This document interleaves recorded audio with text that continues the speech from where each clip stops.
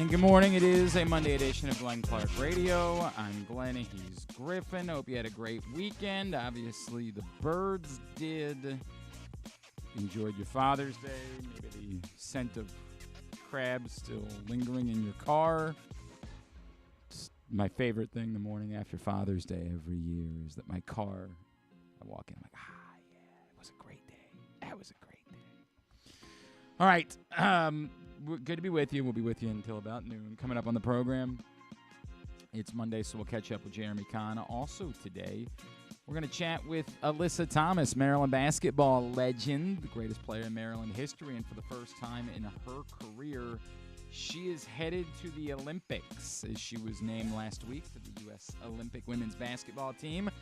So we'll catch up with her to find out what that means to her, someone who's accomplished just about everything. Also, obviously, Connecticut off to an insane start to the season in the WNBA. So we'll talk to her about all of that. So that's coming up on the program today. We'll also go 3 up, 3 down here in a bit. After the Orioles went 5 up and 2 down, need to get your suggestions. Who's on your 3 up, 3 down list? At Glenn Clark Radio on Twitter. And Mark, while I understand, really can't blame anyone other than the dumb injury bug and unluckiness on Friday, you still have to try. You don't just get to absolve yourself. That's the way the list works. We don't want to criticize everybody, but it's the way we do things. 3 up and 3 down.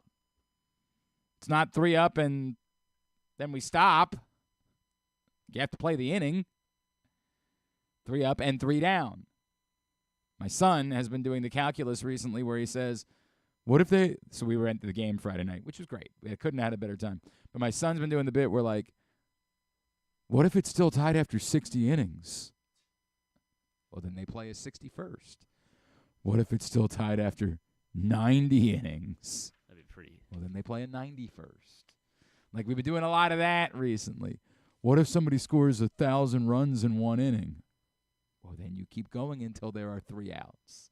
Like, he's really struggling with there not being parameters by which There are parameters, 3 outs. Right, I understand, And but whoever wins after.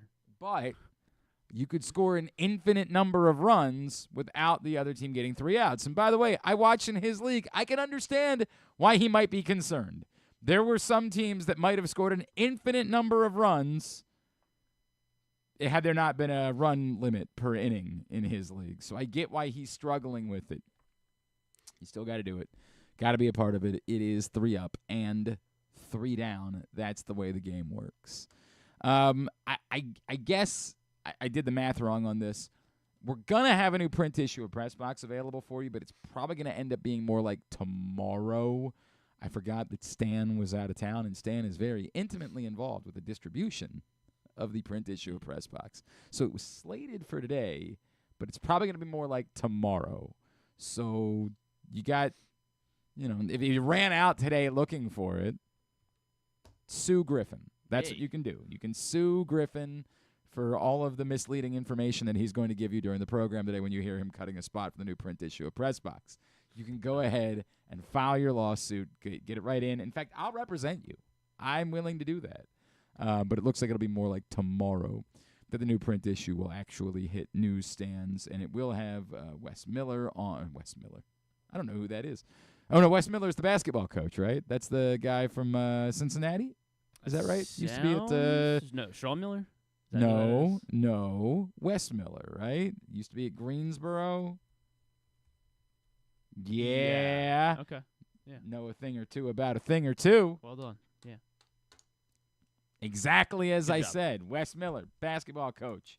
Used to be the coach at UNC Greensboro. If you want, I'll be over here schooling you. You can play the Miller game if you want. You could say, who you want Sean Miller? I'll go Archie Miller.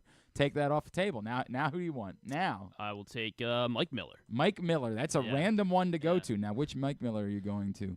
You going to Senator Mike Miller, or are you going to the basketball player Mike Miller? I was leaning towards the senator, actually. Well, then I'm going to go with the basketball player, former Florida guard Mike Miller.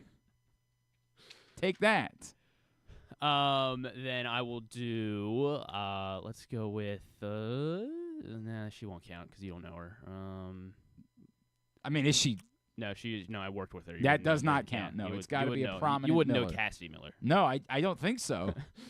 Because that's because I know obviously future Oriole Mason Miller. Mason Miller would qualify, but not quite as good as I don't know how you haven't come up with Reggie Miller yet. Perhaps you've heard of him. I've heard of Reggie Miller. Yeah. He's done some things.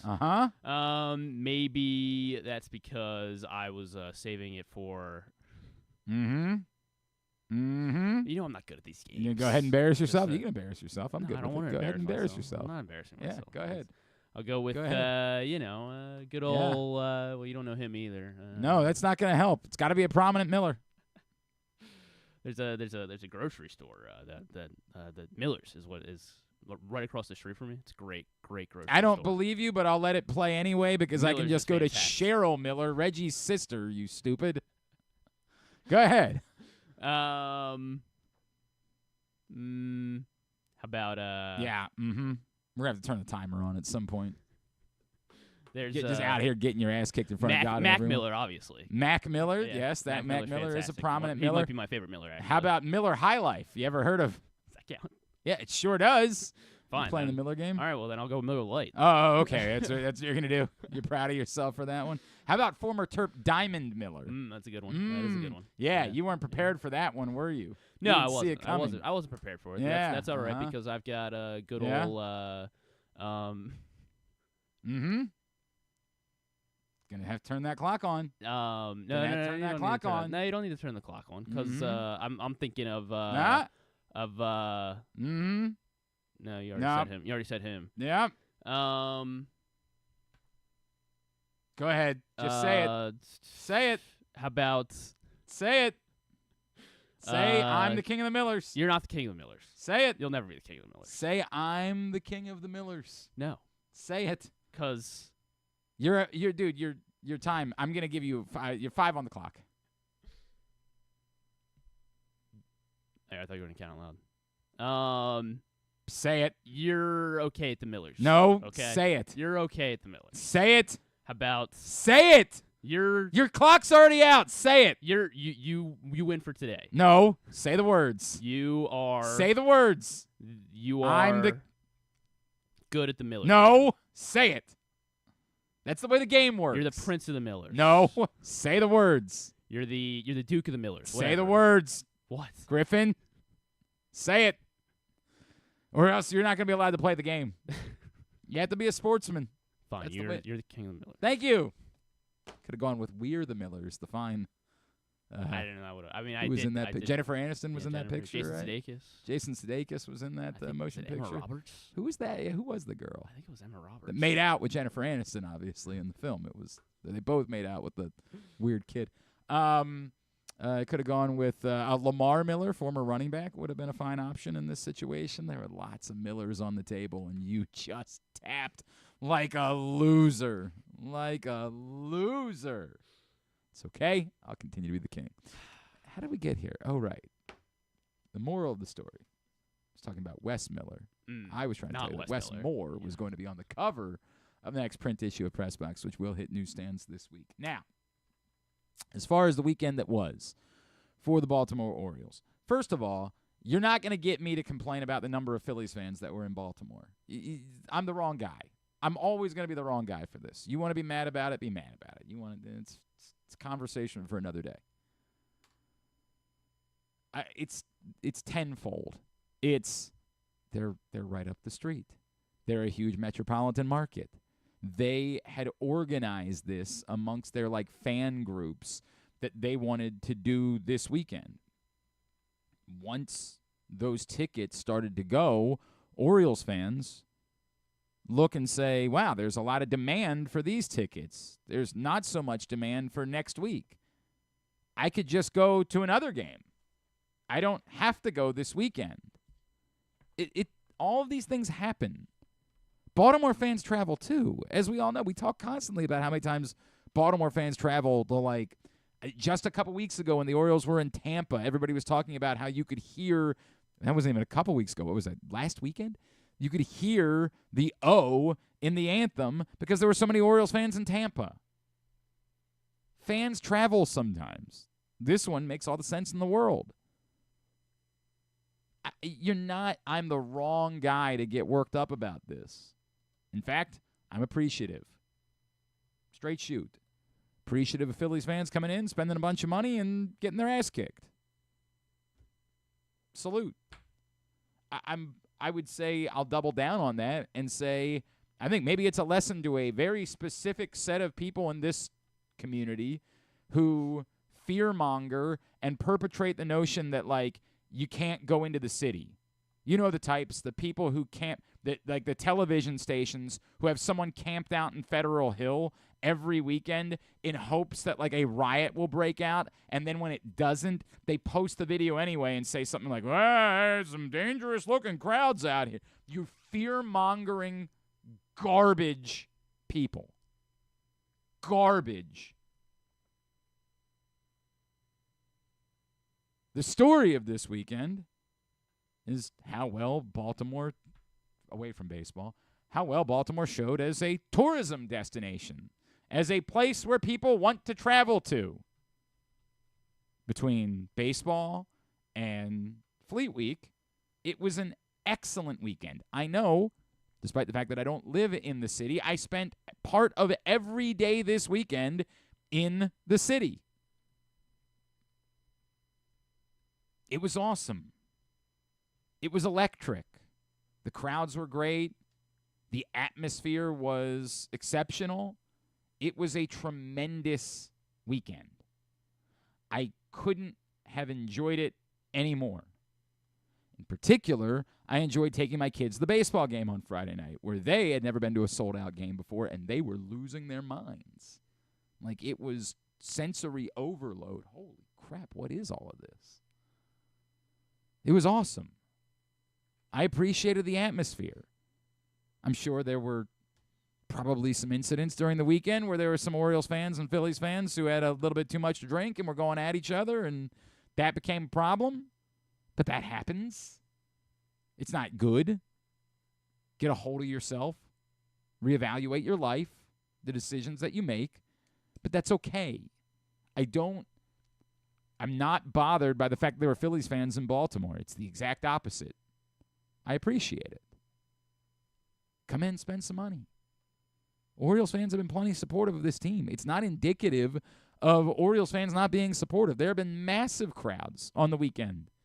Massive this season. It's not surprising that weekday games have still struggled. That's the way it goes when you're in a smaller market. And when the tickets aren't free. And when the parking isn't free. And when your public transit sucks.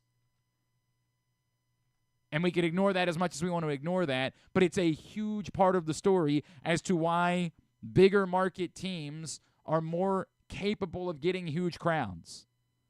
Because in those markets, nobody says, it's going to be hell getting down there, and it's going to cost us $30 to park, and you don't have to deal with those things. You trust the public transit system. And ours stinks on ice. And we can continue to ignore that as we please, but it's a major part of the story. So appreciate them coming in. Thank you. Thank you for spending money. Thank you for reminding people that Baltimore's a great place to travel to and that there's no reason to not want to be here for major events. Thank you to the city of Baltimore for putting on a good show this weekend.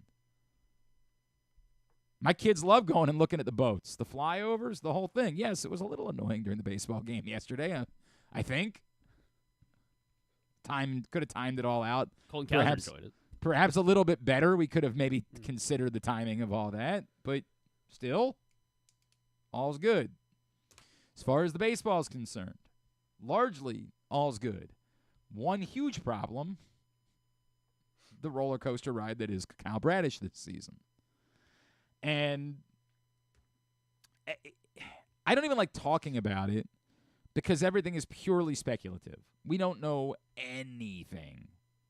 What we know is that we were all fearful that Kyle Bradish wasn't going to pitch. And he pitched, and at times looked brilliant.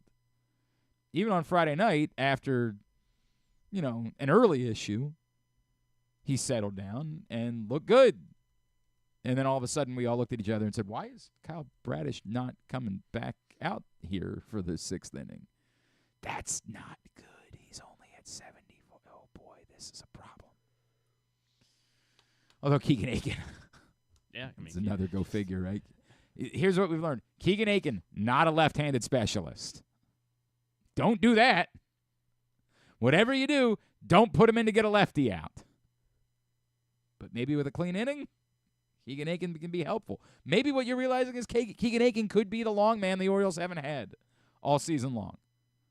Definitely not a left-handed specialist. That's not his role, but might be able to be the long man. Gave him 3 great innings on Friday night. The Bradish thing is going to continue to be a concern.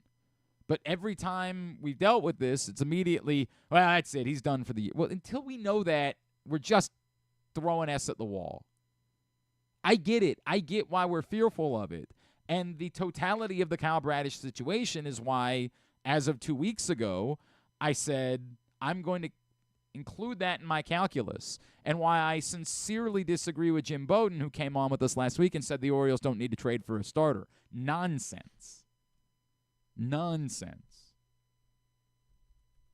Before this, we knew enough about Kyle Bradish to know that there was reason to be concerned. Nonsense. And I like Jim, and I respect Jim, and I think he's very plugged in. It's more problematic to think that he's getting that from someone with the Orioles. Nonsense. They don't need to trade for a starter. They absolutely need to trade for a starter. Apparently, they're in the market for a center fielder. We had heard, Jim had mentioned that he had heard they just wanted a right-handed bat. Bob Nightingale reported over the weekend they're specifically looking for a center fielder.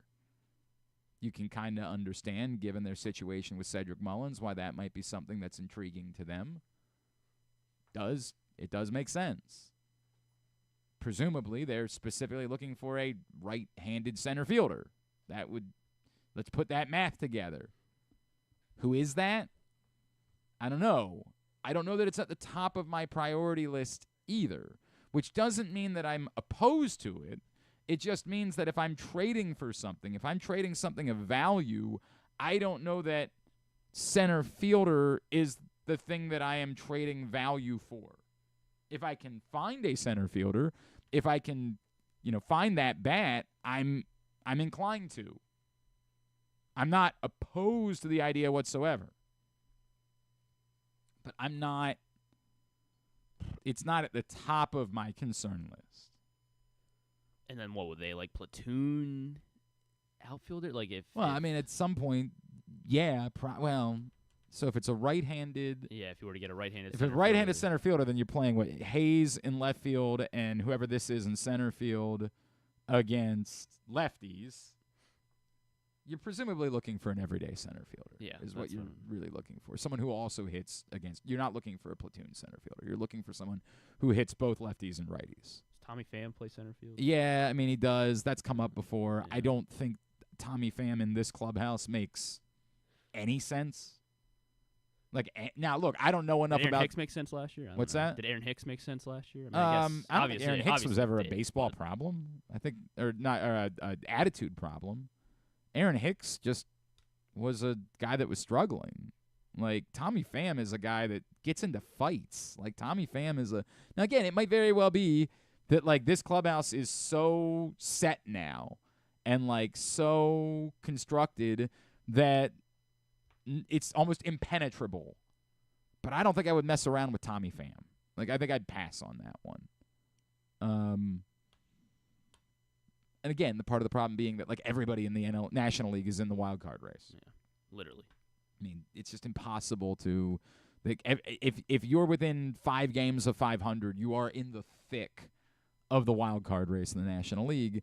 So it's difficult still for us to really parse who you could be trading with. That's why we always point to the White Sox. We're all trying to steal away White Sox players because that's who we know is going to be trading. It's the reality. I guess the Rockies maybe are out of it. I don't know. They're out of it, yeah. Maybe. It's the Marlins National are out League, of it, man. and- It's the National League. I don't know that anybody's really out of it. So what, Jazz Chisholm, does he play? He's played outfield. Yeah, he definitely has. I'm trying to think about where he's been playing. This is the problem with it being in the Marlins is that Yeah, who it's would like- possibly be paying attention? Who would know what the Jazz Chisholm has been doing with his time? Well, that's Jazz center Chisholm field. played majority of the season in center field, yes. Interesting. Is he a, no, he's a left-handed hitter. Oh, he's a left-handed hitter. Yeah, left-handed hitter. All right, there you go. Yeah, There we go. left-handed hitter. So scratch him off the list then. Although, I don't know. Maybe you go for him. I don't know. Whatever. The conversation for another day. Moral of the story being, to me, starter remains the priority, and the Kyle Bradish situation is part of that calculus. For now, Dean Kramer pitched yesterday for Norfolk. I don't think he was particularly good, but I don't know how much that matters either. I think it was just about getting him back on the mound. Dean Kramer, 3 2/3, 4 hits, 5 runs. Not great. Not great. Very weird. I don't have a lot more to say about that other than I don't know that the results are what matters with Dean Kramer. I think it's just getting him back on the mound and making sure that he's ready to go. If the Orioles are going to continue, I guess they have an off day for this week, so they don't inherently need a 6th starter this week. Although you'd be looking at going back on normal rest. This is as excited as we are about them winning 2 out of 3 against the Phillies, you look and you realize that it's like Suarez, Povich, and Irvin who are pitching in New York. Go get them, boys. Go get them, boys. Hey, man, you can only pitch the guys that you can pitch. That's the reality of it. Yeah, sure, Irvin wasn't good his last start, but for the most part this season, he's been very good. So you're It's crazy hoping. that you probably feel, the best about Suarez in that? No, you still feel the best threesome? about Irvin. You You think got so? more of a trend. Yes, his last start stunk, but Irvin's been really good this year. I guess I just think of Judge being, since he's right-handed, I just... Oh, you're I just get- assuming. Yeah, I'm right. like, well, he might hit a home run every time he faces Povich. Yeah, but he could almost hit a home run against Yeah, anybody. that's true. Yeah, go get him. And by the way, on the other side, it's Cortez, the return of Garrett Cole, and Is it real? That's when Garrett Cole it's comes back? slated to be on Thursday or Jeez. on Wednesday. Sorry, and Luis Heel. Go get him. Go get him, boys. It don't look great on paper, but I they mean, they don't determine these things on paper. The Yankees just lost 2 out of 3 to the Red Sox. Although the Red Sox pitching is probably a little bit better. It's what it is. But that's when you look at this 3 right now. So, by the way, in a scenario where they don't get Kramer back next weekend, and I would assume that's the plan. The plan is Kramer pitches next weekend in Houston. But if they don't, then you're looking at a scenario where Suarez is the one who's got to pitch on normal rest, on 5-day rest, Tuesday and Sunday in New York and Houston. Again, go get him. I think you do. He's a Go bulldog. get him. He's not.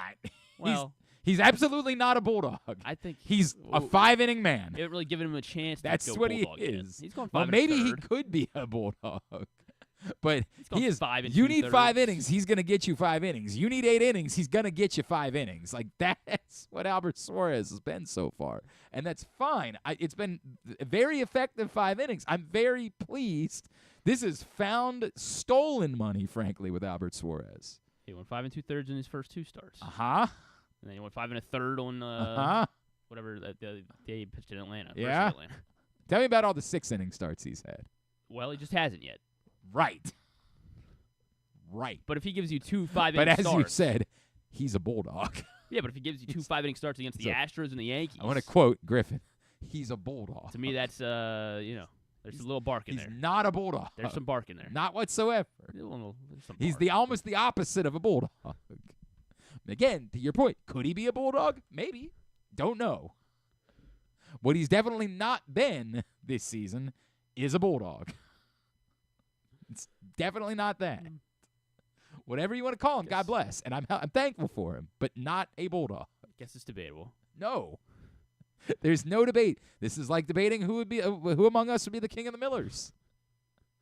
We That have was a little we have fate. proven fact. We can't debate that. We have a definitive king of the Millers, and we have definitively not a Bulldog.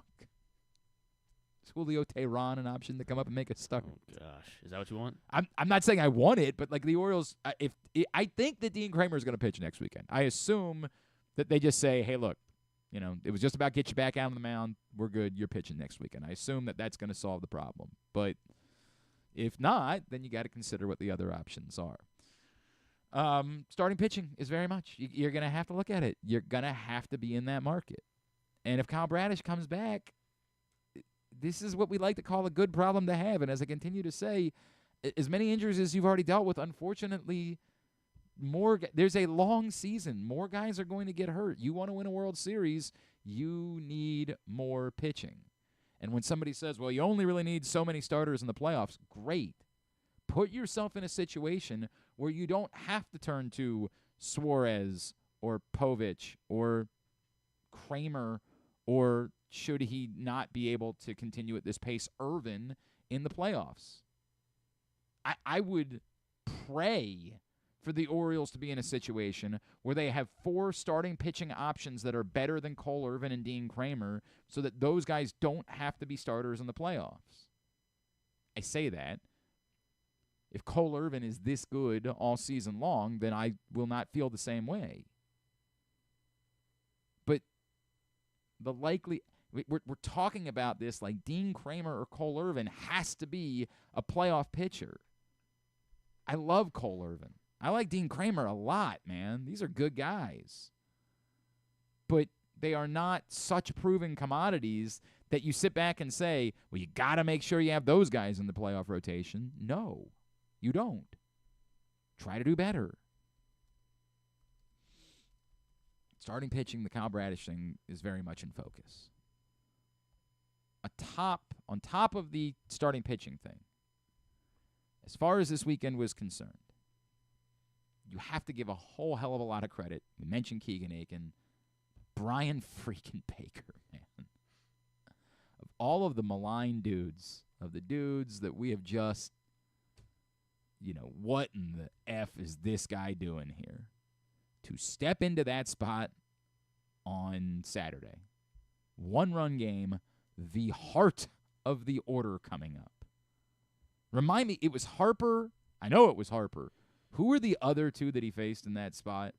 Was it Castellanos? I believe it was Castellanos. Yeah. I believe it was Castellanos, Harper, Bohm, maybe? That sounds like the way their lineup Bohm, goes. who murdered the Orioles all weekend. That guy can't get out of Baltimore any quicker. Apparently, they took the Amtrak out. They were at everybody was sending video. They took the train, and they came right through Penn Station, and there was just like a parade of Phillies players like walking to the trade with all the fans that came down. Get him on a speeding bullet train out of here. I hate that guy. He's way too good at baseball. I don't ever want to see him again.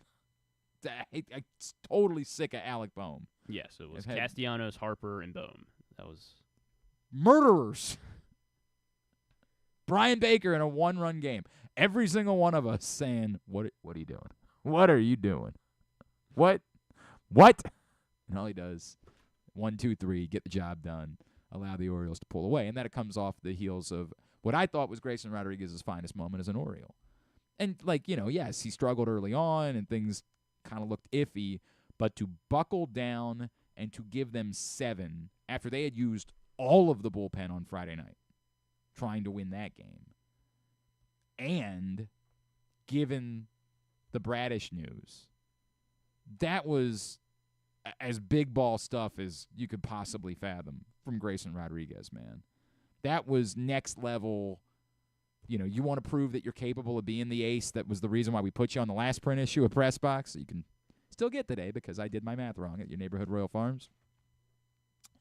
That's what he did on Saturday. Spectacular. And then yesterday it was everybody, right? We'll get into it. I haven't put up the 2 men of the match for the weekend, but yesterday it was almost impossible to declare a man of the match. A lot of people were like, "What, dude? Why wouldn't it be Corbin Burns?" Corbin Burns gave up 9 base runners in 6 innings. It's not just that he wasn't at Corbin Burns. That's not a good start. Now, I mean, that's one measure. The other measures are he did exactly what you needed him to do, and it was a good Phillies lineup. Like I understand that, but you don't get to just pick and choose which numbers matter. You don't get to just say, well, we can just ignore that one. I'm saying, like, Corbin Burns had I think, because the other numbers matter too, had a good day. But he wasn't definitively man of the match because he gave up 9 base runners in 6 innings. Like, that's we all can do that math. That math ain't hard. That's a 1.5 whip. Like, that ain't going to do it. So, yesterday, it was very difficult. Both days, Saturday was impossible because Saturday I had to choose between Santander and Grayson. For God's sakes, man. And ultimately, I kind of was giving it to Santander just because between Friday and Saturday, he was so effing good. Between those 2 days, he was so insanely good that it would have been criminal for him to have not gotten the man of the match out of that combination of days. So, the man of the match for Saturday, but it really, if I'm being honest, is like a combo of Friday and Saturday, was Anthony Santander. Fair enough. So what are you telling me? We got to move some things around today? Yes. Yeah, we'll shuffle things around, I think. Right. Rob Long's going to join us in a few minutes. Apparently Jeremy can't do today. Yes. I guess he's... Jeremy's under the weather today. What the hell happened to him? It was... You want me to get graphic, or...? Is it... Yeah, I do. Go ahead. He was, coming out of both ends? Yeah, things were coming out of definitely at least one end. That happens. That's the way it goes. All right, so Anthony Santander gets his second star of the season. So this is just because of, you see him in person on Friday night, so you feel Did you see what Anthony Santander did? Yeah, he was really good. My God. So was Grayson. Grayson was tremendous. It was impossible to choose between the two. And so, yes, the default to the decision that was made was impacted by what he did on Friday because it was a tie between the two of them otherwise. So, yes, that's the way that it worked. Did you see him hit 2 home runs? You familiar with that? Yeah, they were good. They were big hits. They were big hits. Freaking good. They were big hits. Anthony Santander was man of the match for Saturday. For Sunday, anyone is the answer. Really. Really could have been anyone. And I mean that. It was a complete team win yesterday. Well, everybody but CNL Perez, I guess. We'll get back to old CNL later. I didn't know. I really didn't know. I was having too good of a day. I was out grilling, eating crabs. I made some caramelized onions and peppers to put on top. Not bad. We had Adley's dad on the radio show because we did our annual Father's Day thing. And I don't know. I really like Randy Rutschman. He and I have had a lot of conversations over the years. We had texting each other back and forth throughout the day yesterday. Great guy. Could not like the Rutschmans anymore. Carol, his mother, they're wonderful people. And when we had him on the show, I think Tim Barbalay sat in with us yesterday, and Tim brought up, like, hey, when you come to Baltimore, like, or maybe it was Rita that brought it up, like, what is it that you most, like, love getting? And he was just like, it's going to sound weird, but the last time I was here, I was out in right field, and there was just some sausage with onions and peppers, and I think I ended up forgetting about the game and having 3 or 4 of them. And then I was like, oh, that sounds incredible. So I stopped at the grocery store on the way home because this is the thing about being an adult. You can just go buy things. Yeah. You can just go make it yourself. I was like, I'm going to stop and get some onions and peppers, and I'm going to caramelize some onions and peppers and grill some sausages to go along with the crabs today. That's exactly what I did. I had a great day. So ultimately, very difficult to choose. I thought about Colton yesterday. Obviously, had a very nice day. I ended up going with Jordan Westberg. I'll listen to any argument yesterday other than an argument that it was definitively Corbin Burns. Like, Corbin Burns was good. He was in the conversation. But it was not definitively Corbin Burns. He had 9 base runners in 6 innings. So ultimately, I defaulted to Jordan Westberg. You can disagree. Tell your mom. I don't care. Tell somebody. It's just not going to concern me. Jordan Westberg gets his 4th star of the season, so he now ties for the team high that is shared by a lot of guys. Jordan Westberg, 4th man of the match of the season. So, as promised, what we're going to do is we will take a picture every time we update Man of the Match. And we will go to the website moving forward, and we will have an updated tally each day of who has been recognized as Man of the Match the most. So that will be something that we will get up at glennclarkradio.com. I've had a bunch of people ask for that. It's very humorous how people care and how much people want to fight about it. But you know what? I appreciate that is the sanctity of Man of the Match. It does matter that significantly. So I appreciate how much you guys care about it. Anthony Santander and Jordan Westberg go up for this weekend. I think that covers it. We'll get the 3 up and 3 down a little bit later on. We're going to take a break, or we just got to call Rob right I now? was thinking we were, but we can do either. You tell me, Griffin. You're the producer of the show. All right, let's break. We'll take a break. When we come back in, our buddy Rob Long is going to join us. We'll get his thoughts on the weekend that was of Orioles baseball. That's next. Glenn Clark Radio. Gambling can be a fun and entertaining experience, but there are risks involved. If you're planning on betting on the game at the casino or on your phone or computer, know your limit, stay within it. Set a budget and a time to stop. Remember, gambling isn't a financial solution, and it doesn't mix well with alcohol or drugs. Know the risks and have a plan before you begin gambling. For free and confidential services, call 1-800-GAMBLER 24/7 or go to helpmygamblingproblem.org. Discover one of Baltimore's hidden gems at Guilford Hall Brewery. Enjoy dinner in our spacious brew pub. Sip a signature cocktail in our outdoor, dog-friendly beer garden. Or take a tour of our brewery. Discover your new favorite local craft beer. From crisp lagers to hoppy ales, there's something for everyone to enjoy. Pair your brew with delicious appetizers and entrees. There are options for the whole family, but you have to try our fan-favorite giant pretzel. Guilford Hall Brewery, where every sip is a celebration. Visit us online at guilfordhall.com. Make the most out of every day in your Toyota RAV4. Available in hybrid or gas-only models. A RAV4 can get you where you want to go in style. Check out buyatoyota.com for deals on new RAV4s from your local Toyota dealer today. The drug scene in Maryland is changing. Fentanyl and xylazine are being added to street drugs, and you may not even know it. Xylazine is not even intended for humans, and fentanyl is an opioid 50 times stronger than heroin, and contributed to over 80% of overdose deaths in our state. Anyone who uses drugs, even occasionally, is at risk of overdose. To learn more, visit stopoverdose.maryland.gov or call or text 988. The votes were all counted, and the results are official. Royal Farms was named #1 for food in the USA Today 10 Best poll, receiving more votes than any other convenience store chain in America. The next time you want to get some good food fast, doesn't it make sense to go to Royal Farms? Voted best in the USA and home of world-famous chicken. Real fresh, real fast, Royal Farms. The latest edition of Press Box is available now, and on the cover, Glenn Clark and Stan the Fan Charles sit down for a sports conversation with Maryland Governor Wes Moore, discussing the Orioles and Ravens stadium leases, the future of horse racing in Maryland, and how his own football career at Johns Hopkins shaped him as a leader. This is also our annual travel issue with information about sports tourism opportunities in Maryland for your family to take advantage of throughout the summer. Press Box is available for free at over 500 locations throughout the region, including 60 Royal Farm stores, or you can read the entire issue at PressBoxOnline.com, where you can find great betting advice and the best daily coverage of the O's, Ravens, and Terps. One of the things that's definitely wrong with this country is that this dude still has a job somehow, some way. Glenn Clark. Back in here on GCR as we continue along on a Monday edition of the program. Man, I love this guy.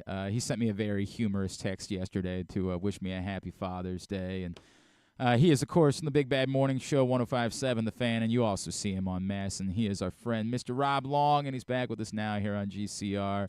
What's going on, brother? How was your Father's Day? Oh, it was awesome, man. One of my kids out of the country, Robin and Stephanie took me out to dinner to Jimmy's. Nice. We took my niece. My niece's husband passed away a little over a year ago, so she has two daughters, 8 and 5. So they've been, I've been kind of pulling daddy duty for them Man. Since he passed away. So he joined us. Those two joined us as well yesterday. So it was a good day. It was a really good day. That's a good day. I am amazed, though, that you weren't responsible, knowing that you are a man that likes to grill. I'm amazed that you weren't responsible, because that's the trope, right? And it absolutely works that way in my house, that on Father's Day we got to grill for everybody else anyway. Like, that's just the way it tends to go.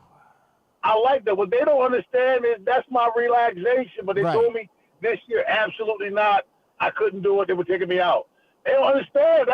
If it's Father's Day, I like to grill. That's what I like. It's not work to me. I get my music, I get me some bourbon, I get a cigar, and I grill. Rita and I had the show yesterday, and we had Adley's father on, because we do our Father's Day thing where we bring dads on. And we had Adley's dad on, and he just started talking about like sausage with onions and peppers. And I was like, you know what? That sounds great. And so on the way home, I just stopped at the store. That's the great thing about being an adult. You stop at the store, you get some onions and peppers. I went home, I caramelized some onions and peppers. I grilled some sausage. It was wonderful. I was very happy. It was your day. So for me, man, the perfect Father's Day is my buddy Terrence. He and I go out early Sunday morning, like 7 o'clock. We play around the golf. I get back, I take a shower, hop on the grill. Again, listen to my old school. Probably play have some Commodores going, some and some Gap bands, all the old stuff. Love it. And I grill. I grill. But this year they insist that we went out, so we went out. That's nice of them. That is nice of them. Hey, before we get to the Orioles, I just want to tell you and I have not chatted since the Lou Gehrig day and the thing with you and your mom, man. Like, I really hate that you brought me to tears, bro. Like, I really hate you for that. And you can go F yourself for that one. But, like, man, that was beautiful. And the way that you're stepping up and you're not only stepping up trying to help out your family, as you were just talking about with your niece, but what you're doing for your mom, man. I love you, and I've always respected you and appreciated you. But that's incredible, man. That really is incredible. And your willingness. You know what? And we talk about this a lot. Men don't like being vulnerable. We have a problem with that as men. We don't like showing vulnerability. And you talking openly about your upbringing and how she had to be the one to step up and do things, I have such incredible appreciation for your willingness to show vulnerability, because I know that we as men, we struggle with that constantly. So I have great appreciation for you for doing that. We do struggle with that. You're 100% right. But my mom paid it forward. I mean, she paid it forward, and she would never approach this that way. She's extremely grateful and feels blessed.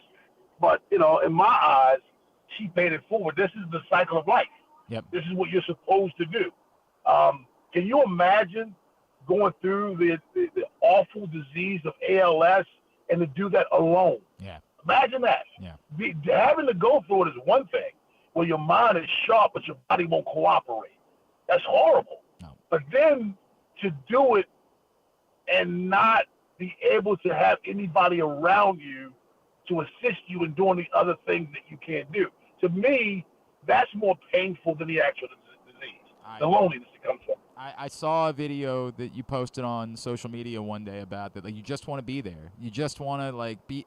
I have such incredible appreciation for that. You just say, Rob, I think you and I have talked. I go down once a month to serve breakfast at Helping Up Mission, right? Like on a Sunday morning. Yes. And I always tell people, I'm like, they don't need me there. They don't. They could functionally get breakfast to these guys without me being there, right? Like, they don't need me to actually scoop the eggs and put them on a plate.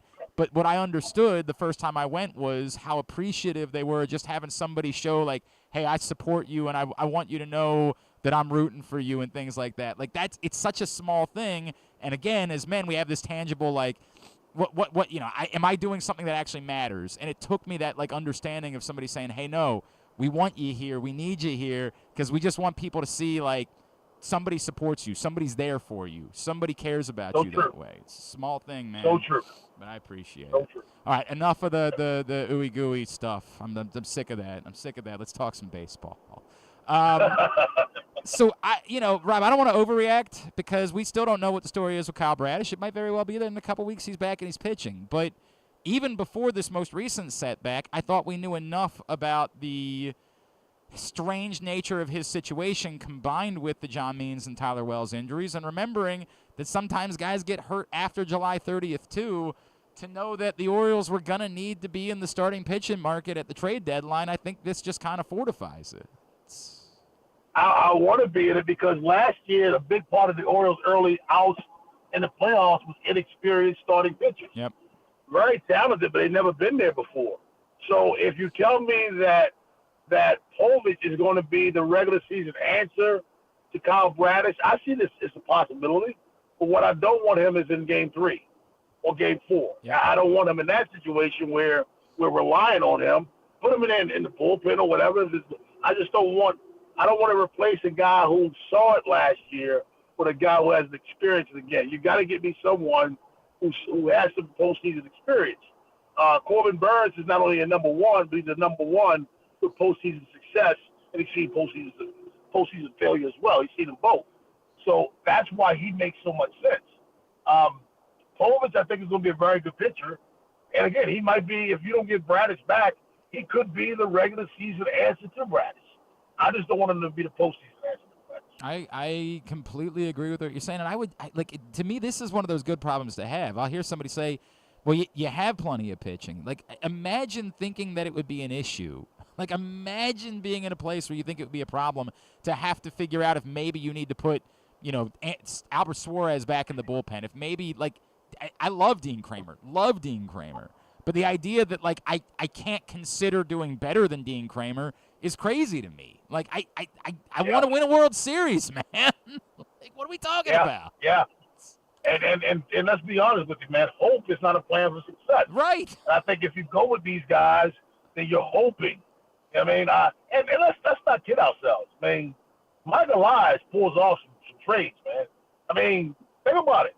He gave up Jorge Lopez for Povich and Yanier Cano. Yep, that's worked out swimmingly. Jeremy and I had this joke. If I'm a MLB GM and my phone rings and I look down and it's Michael Elias, I'm not answering. Right. And if I do answer, if Michael Elias was one of my prospects, when I hang up the phone, I'm offering that prospect an extension because there's a reason he wants him. That guy knows. And I'm missing something. I'm with you. In fairness, look, the Burns trade is working out for both parties, right? Like, Joey Ortiz is spectacular. But we knew that. Like, we knew that Joey Ortiz was potentially going to be an outstanding Major League Baseball player. We just understood that's the cost of getting a Corbin Burns. Like, you can't get Corbin Burns for free. It don't work that way. You have to pay something. You have to pay a price, and we got that. And we also knew that he gave away something of surplus. Correct. Because he has other infielders that are actually rated higher than Ortiz was. So where are you with this story? So both Bob Nightingale says they're in the market for a center fielder. Jim Bowden says they are definitively in the market for a right-handed bat. Where are you? I am far less. It's not to say I don't get it. Like, I understand. We've all watched Cedric Mullins this season. I love Cedric Mullins, but I get why there's concern. I just feel like they have enough bats that, they can figure that out. Is that a priority for you? I'm not opposed to adding specifically a right-handed bat just because it feels like it could use one more, but I also feel like maybe that answer might be Kobe Mayo in a few weeks. Okay, let me ask you this. What has Kobe Mayo done in the postseason? No, it's fair, too. I get it. That's a track record thing. What has Colton Cowser done in the postseason? Nothing. You're 100% right. Nothing. This team wants to win a World Series. Yeah. They're not trying to get to the playoffs anymore. That's over with for them. The dreams of getting to the postseason is over. They're instantly in win World Series mode. Listen, Cedric Mullins might be the best center fielder in baseball. Am I right? Defensively. Yep. Okay, so you start him, and then you're in a close game, and it's the 7th or 8th inning, and he's coming to the plate with 2 runners on base with 2 outs. You pinch hit it for him. Now, the best center fielder defensively in baseball is on the bench because he can't hit. So it completely takes away the one reason that you have him on your team. He can't come into the game for defensive replacement because you started him in center field, right. And now because you don't trust him at the plate. Cedric Mullins a couple of weeks ago was pinch hit for another lefty bat. Yep. It wasn't like they took him out of the game for a right-handed bat. They took him out of the game for, I believe it was Kyle Stowers, a left-handed bat. which tells you where he is in the organization. I love Cedric, man. Yep. I absolutely love him. I do. But I can't put Cowser in center field and say, well, Cowser can play center field. Cowser is a left fielder, right fielder. That's what he is in Major League Baseball. Give me a guy who can bat me 260 with an OPS of 750 plus and play a defensive center field that's above average. I'm happy. To the point, I am not. I agree with all of that in theory. I guess I would say, what is the price for that? Because I'm willing to pay a price right now to go get a starting pitcher because I genuinely believe it might be the difference in you winning a World Series or not. I feel like that's got to be more like what you're talking about, the Mike Elias special, right? Like if I can go get a bat and not have to deal away any of these top guys, like I'm not trading Samuel Basallo. Again, and I'll quantify this, depending on who that player is. And we got to have that. We were talking about Jazz Chisholm earlier today. Like, I'd probably be willing to pay a lot more for Jazz Chisholm than I would be for. I don't. Oh, no? I don't like Jazz Chisholm. Really? I think Jazz Chisholm, I think he's overrated.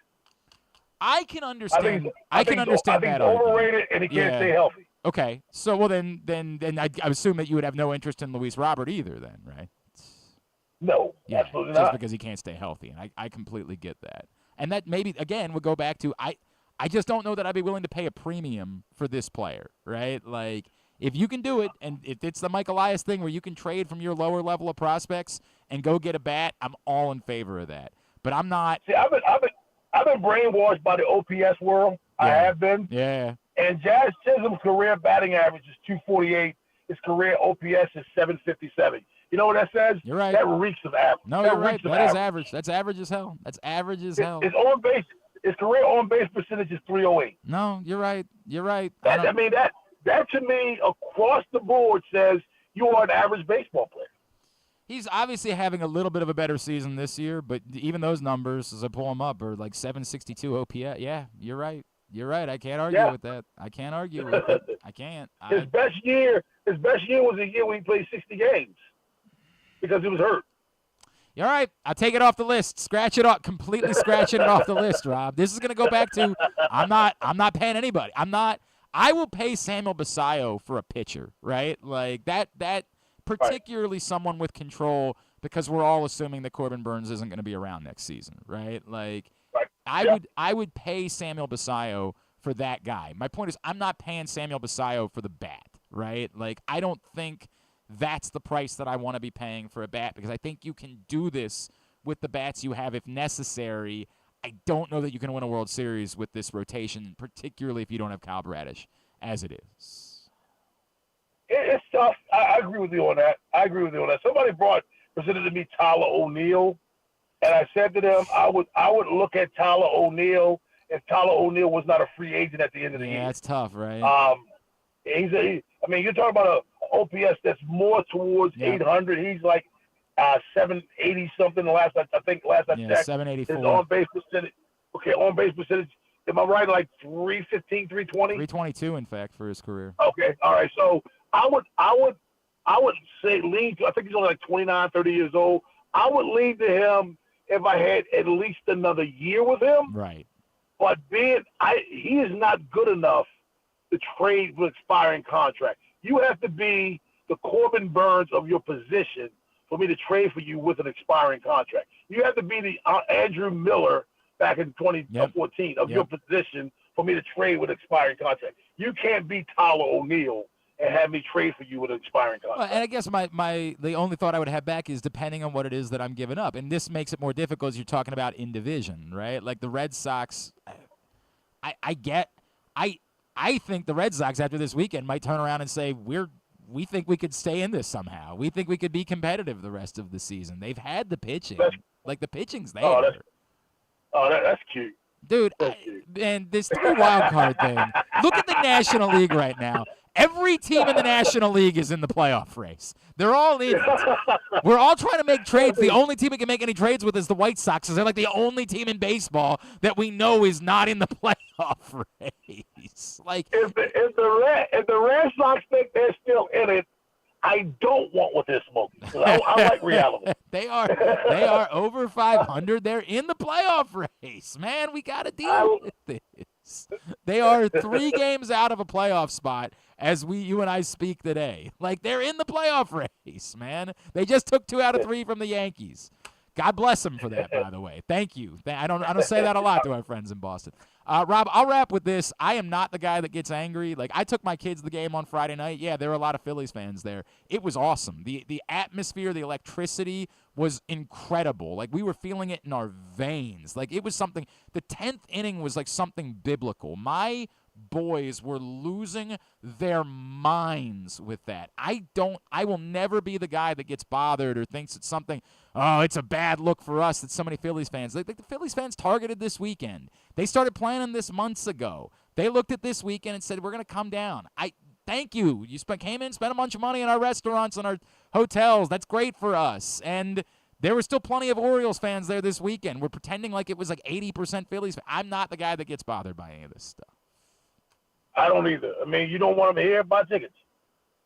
That's simple. Yeah. If you don't want them here, buy more tickets and have fewer tickets for them to buy. Yep. And I'm with you. It was not like they did not take over the stadium. Stop. I mean, that's delusional. When their team did well, they cheered a lot. Yes. But that was Friday. But after Friday, silence. I didn't hear them. It just because there wasn't a lot to cheer for after that. Hats off to Phillies fans for representing their ball club when you're an hour and 15 minutes away. Who cares? Come on down. Right. We had some Philly fans at Jimmy's yesterday, and one of the Orioles fans was like, man, why are these effing Philly fans in here? I said, dude, don't do that. It's a place of business. Yeah, right. It just doesn't matter. I mean, they're here to eat. Business is a business to go home. Come down, why spend some money. Why do you care? Why do you care? This is a good care. thing. The story for me this weekend is Baltimore looked great. Like, Baltimore looked like a city between baseball and the boats being in town and Fleet Week and the flyovers. Yes. Baltimore looked like a place where people would want to be. Somebody looked at a television and said, man, that's cool. Like, that seems like the type of, that's exactly what the story was to me. Instead of the fear-mongering, instead of the, oh, my God, there's crowds in Fells. How dare there be crowds in Fells Point? Instead of that, maybe we look and say, hey, Baltimore looks like a place that's cool, and they can spend a weekend in the summer and have a great time. That's a good story to me. That's a win. Win. So you're saying this weekend was probably a comeback story for the city. I love that. I loved it. I love you. Are you working this week? I am working this week. I'm going up to the game tomorrow because we're off Wednesday, and I'm actually outside of a place of business right now to meet with the sales team. Excellent. Excellent. Love you, Burrow. At Rob Long Sports. Of course, Big Bag Morning Show, 105.7, The Fan and MASN. Always appreciate you, brother. Thanks for hopping on this morning. You are the man, Glenn. Anytime, my friend. It's my buddy, Rob Long, with us here on GCR. Always appreciate him taking the time for us. Yeah, John in Little Rock. I read interviews with Philly fans visiting, and they said they love coming to Baltimore and enjoying the city. Maybe more people in Maryland should take advantage and visit their own city. It's as safe as any major city in America. Like that. By the way, that's the part of this that, like, I get it. I don't try to pretend or bamboozle anyone into thinking that there is no crime in our city. There is. Of course there is. We know that. It's a very similar situation as there are in a lot of, and that's a conversation that goes far beyond me. I can't solve that problem. But it's like saying I won't get into a car because there's a chance I'll get into a car accident. Well, mathematically, there's a much higher percentage chance that you're going to get into a car accident than there is that you're going to be some sort of weird, like, victim of a senseless crime. And I hate that it ever happens. It's awful that it ever occurs. I'm grateful for law enforcement tracking down we saw the story this weekend of the terrible tragedy that occurred in Bel Air not that long ago. Was that 2 years ago? 1 year ago? They finally tracked down the perpetrator or the alleged perpetrator of that crime. Thank you. I hate that it ever happens. Ever. But it does. And this thing where we, again, try to fearmonger, well, you can't go into Baltimore. It's nonsense. Thousands of folks came into town this weekend and had a great weekend, other than the part where the baseball team got their butts kicked for a couple of games. And that's great. That's a good thing. Cool. Truly. I hope you had a wonderful time. I hope you'll come back. I hope you'll tell people, man, Baltimore is a great place to be. This is the nature. Like it's not hard to figure out. The Baltimore is a smaller city than Philadelphia. It's a smaller market. There are more people in Philadelphia than there are in Baltimore. Believe it or not. It's not hard. This thing where we try to make it some other sort of pissing contest, like, oh, we're better fans. Get the entire F out of here with that. Just stop. It's nonsense. They played 3 baseball games this weekend. The Orioles won 2 of them. That's the measurement that matters. Brian checked in and said, I live in South Jersey now and listen to WIP Sports Radio every day. It's weird how they care more about the fans being there than the actual outcome. Well, that's because they lost. Like, it's the winning replacement theory. I talk about this all the time. When you lose, you try to come up with something else. It's a winning replacement theory. Like, you always have to win. You have to feel like you won. So when you lose, you got to come up with some other way that you won. It's nonsense. People do this all the time. People are like, yeah, but I owned you on Twitter. Something happened this weekend. The Orioles took 2 out of 3 from. You'll see people do like point out that now because the Mavericks won Game 4 by like 50 points on Friday night, they have now technically outscored the Celtics in the NBA Finals. They should be champions, actually. Like we'll do anything. There's like winning replacement. You lost 2 out of 3 games, but I hope you had a great weekend, and I mean that truly. Tell your friends. Say, hey, wow, Baltimore was cool. Maybe go check out Fort McHenry sometime. Like, it's a neat piece of history. You guys should go see it. We want that. I like going up to Philadelphia. I was just there last Tuesday for a Rolling Stones concert. I don't think they were offended by my presence. I don't think. Maybe. Like, maybe it bothered. How dare I infiltrate their concert? Like, what kind of weirdo behavior do we have? That night, they get to own Rolling Stones. Like, imagine if I tried to claim that. Like, yeah, I stepped in and I owned. By the way, Mick Jagger asked. How embarrassing for Philly. They just let Glenn straight shoot. This is the thing that occurred during the concert. Mick Jagger was like, how many people are here from Philly? How many people are here from Baltimore? And there was a huge, like, in part because there was no show in Baltimore, right? Like, there was a huge response. How embarrassing for Philadelphia. They just let all these people from Baltimore, people from New Jersey, come up God. and be at their Rolling Stones concert. Like, get the entire F out of here, man. Cool, glad you came. Hope you'll come back. We like it. We like it. You try to pretend. I know it turned into, there was a bit like a meme of a guy that walked around like whiz on cheesesteak is trash or something that turned into a meme this weekend. He has a point. Like, we have to deal with that. Because I don't prefer Cheese Whiz. Cheese Whiz sucks. Like, there's no getting around it. Provolone is the way to go. Provolone is, and by the way, the other part that nobody wants to talk about, the adult conversation, is roast pork is a better sandwich than cheesesteak. Also from Philadelphia. They have all, by the way, here's something I'll agree with. They have more to offer from a culinary perspective than our friends in Pittsburgh do. Pierogies? Pierogies aren't a Pittsburgh thing. They're just the thing that people in Pittsburgh eat. No, they think that their culinary offering, what they offered to the world was, what if we put French fries on the sandwich? Pretty wild. Whoa! Kind of annoying, actually. It stinks. Nobody was willing to say it out loud because we like, when we're 16, we think it's cool. We're like, man, you can put them on. It's a sandwich and French fries. Like, you already have the French fries. You're going to get them. All you're doing is just putting them on the sandwich, which does not need French fries. It's offering nothing to society in any way. I believe they're opening a location here in Baltimore. God bless them. Yeah. I'm not whatever. You know, if people want to do that, do that. I would rather go have a pit beef sandwich. Like, I can't imagine thinking that you have something that's being offered to you because you're putting French fries on a sandwich. It's not a thing. Not a sermon, just a thought. In hour number 2 of the program. Thanks also today to County Sports Zone. CountySports.zone is where you can find all the latest this summer in news regarding high school sports. So coaching changes, things like that, previews for the start of high school football season. It's all available at CountySports.zone, which is proudly sponsored by your local Toyota dealer, buyatoyota.com.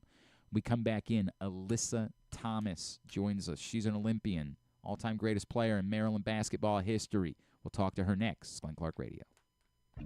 Whether your focus is luxury and comfort, convenience and technologically advanced connectivity, or sporty performance and aggressive styling, we've got the perfect Highlander for you. Check out buyatoyota.com for deals on new Highlanders from your local Toyota dealer today. The ultimate fan experience awaits you at Sports and Social Maryland. See how we're raising the sports bar with our massive 100-foot media wall featuring 40 HD TVs and a 47-foot big screen. Bet on your favorite teams and this year's biggest events at the FanDuel Sportsbook while enjoying your favorite beers and cocktails, plus our delicious takes on bar food classics. Visit Sports and Social at Live Casino and Hotel Maryland at Arundel Mills. Must be 21. Gambling problem? Call 1-800-GAMBLER. Discover one of Baltimore's hidden gems at Guilford Hall Brewery. Enjoy dinner in our spacious brew pub, sip a signature cocktail in our outdoor dog-friendly beer garden, or take a tour of our brewery. Discover your new favorite local craft beer. From crisp lagers to hoppy ales, there's something for everyone to enjoy. Pair your brew with delicious appetizers and entrees. There are options for the whole family, but you have to try our fan-favorite giant pretzel. Guilford Hall Brewery, where every sip is a celebration. Visit us online at guilfordhall.com. The latest edition of Pressbox is available now, and on the cover, Glenn Clark and Stan the Fan Charles sit down for a sports conversation with Maryland Governor Wes Moore, discussing the Orioles and Ravens stadium leases, the future of horse racing in Maryland, and how his own football career at Johns Hopkins shaped him as a leader. This is also our annual travel issue with information about sports tourism opportunities in Maryland for your family to take advantage of throughout the summer. Pressbox is available for free at over 500 locations throughout the region, including 60 Royal Farm stores. Or you can read the entire issue at PressBoxOnline.com, where you can find great betting advice and the best daily coverage of the O's, Ravens, and Terps. The drug scene in Maryland is changing. Fentanyl and xylazine are being added to street drugs, and you may not even know it. Xylazine is not even intended for humans, and fentanyl is an opioid 50 times stronger than heroin and contributed to over 80% of overdose deaths in our state. Anyone who uses drugs, even occasionally, is at risk of overdose. To learn more, visit stopoverdose.maryland.gov or call or text 988. The days are getting hotter, and so are your Baltimore Orioles. Hi, I'm Paul Valley, and you can join me and Ryan Blake on the Bat-Around every Saturday at 10 a.m. as the Orioles march towards another postseason berth. With a Cy Young candidate in the rotation and multiple MVP candidates in the lineup, this might be the most well-equipped Orioles team to end a decades-long World Series drought. From the Midsummer Classic to the trade deadline and beyond, Ryan and I will be with you through the dog days of summer and into those crisp fall nights. So tune into the Bat-Around every Saturday starting at 10 a.m. right here with Pressbox. Contrary to what some people believe, I actually like this guy when he sleeps. Glenn Clark, talking sports. All right, back in here on GCR. We're going to do this a little bit earlier on because of her busy schedule this WNBA season, but an opportunity to chat with the greatest player in Maryland women's basketball history and now an Olympian, Alyssa Thomas, right here on GCR. Well, it is an absolute pleasure to be joined now here on GCR by the greatest player in Maryland basketball history and now a star for the Connecticut Sun. And she, for the first time, is headed to the Olympics. She is Alyssa Thomas, and she's with us now here on GCR. Alyssa, it's Glenn. It's so great to chat with you. Thank you for taking the time, and congratulations. Thank you so much. Thank you for having me. Absolutely. Alyssa, did I hear correctly that you were so dedicated to trying to do the Olympics that you actually delayed your wedding planning and that portion of your life to make this happen? I mean, we saw it as a high chance, and we just haven't really put the time that we needed into it, and we knew it was going to happen this summer, so we just kind of put everything on hold. Fair. So what does it mean, knowing how much of a priority it's been for you doing this? What does it mean to you when you get the news, when you find out that all that work was worth it and you're headed to the Olympics? Yeah, I mean, it's exciting. It's something I grew up watching with my family, and now to be able to participate in it and have my family come out there to support, just super excited for them to experience this and have fun with me. That's awesome. That's so cool. And I know that there's still not a lot, like Vicky Bullitt did it. There's not been a lot of Maryland players. As great as the program is, as accomplished, successful as the program is, it's still not something that a lot of players have done. Does that mean something more to you, knowing that like you're representing a program that has done so much, but yet so few have been able to play in the Olympics? Yeah, for sure. I mean, it impacts a lot of things. I mean, of course, being a Terp and having that visibility as well. So, yeah, I'm just excited to share in it in different aspects. My family, Maryland, back home, and I know a lot of people are excited and can't wait to watch. And I'm just excited to be able to have this opportunity. That's awesome. She's Alyssa Thomas, and she's with us here on GCR. Alyssa, you said you remember growing up. Can you take me back? Like, what was the first, like, maybe dream team? What was the team that you watched in the Olympics and, like, you fell in love with and said, I want to be a part of that? Honestly, I just watched a lot of sports. To be honest, I mean, it wasn't a specific team. It really wasn't something that I ever thought was a possibility. I just loved watching the Summer Olympics, whether it was the swimming, the gymnastics. It's just a time in the U.S. where everyone comes together and supports our country. So it was always something that was exciting for me to watch. And now that I have an opportunity to go out and represent for a sport that I've loved playing for so long, I'm just, like I said, I'm super excited. And what better way to kick it off in Paris? All right, just because I don't remember if I've ever asked you this before, who were the players when you were growing up? Who were the hoopers that you looked up to the most and the ones that you wanted to be the most like?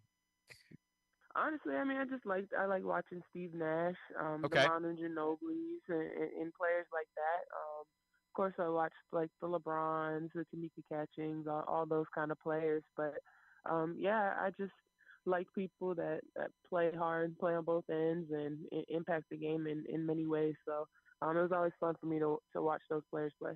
Kind of cool that you're doing it while, like, your team you're on. I don't know which one's the bigger dream team right now. Is it Team USA or is it the Connecticut Sun at the moment? We're off to a great start. Yeah, so long season, but yeah, we're starting off well. Underestimated as usual, but we're just gonna keep chipping away at it, and hopefully we can come out on top.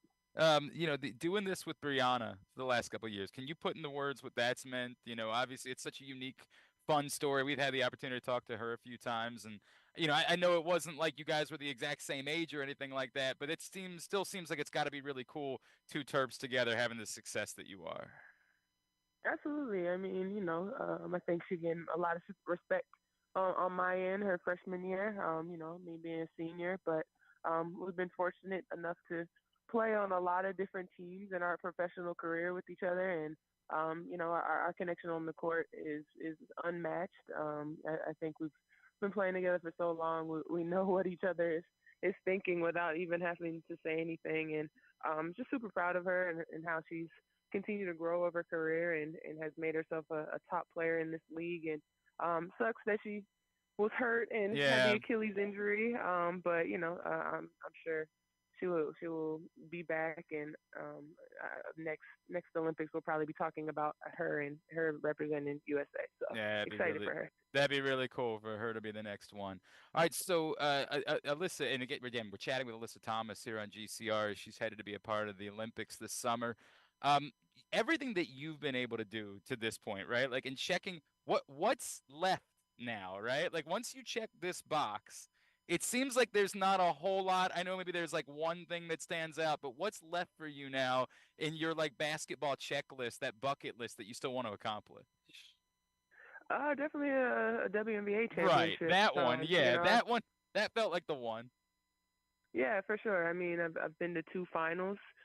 We make playoffs pretty much every year, so just getting over that hurdle and winning a championship, especially the first one in Connecticut history, I think that holds a different weight if you're a part of the first one. So, yeah, I mean, I've been at it a while, and hopefully, this could be the year.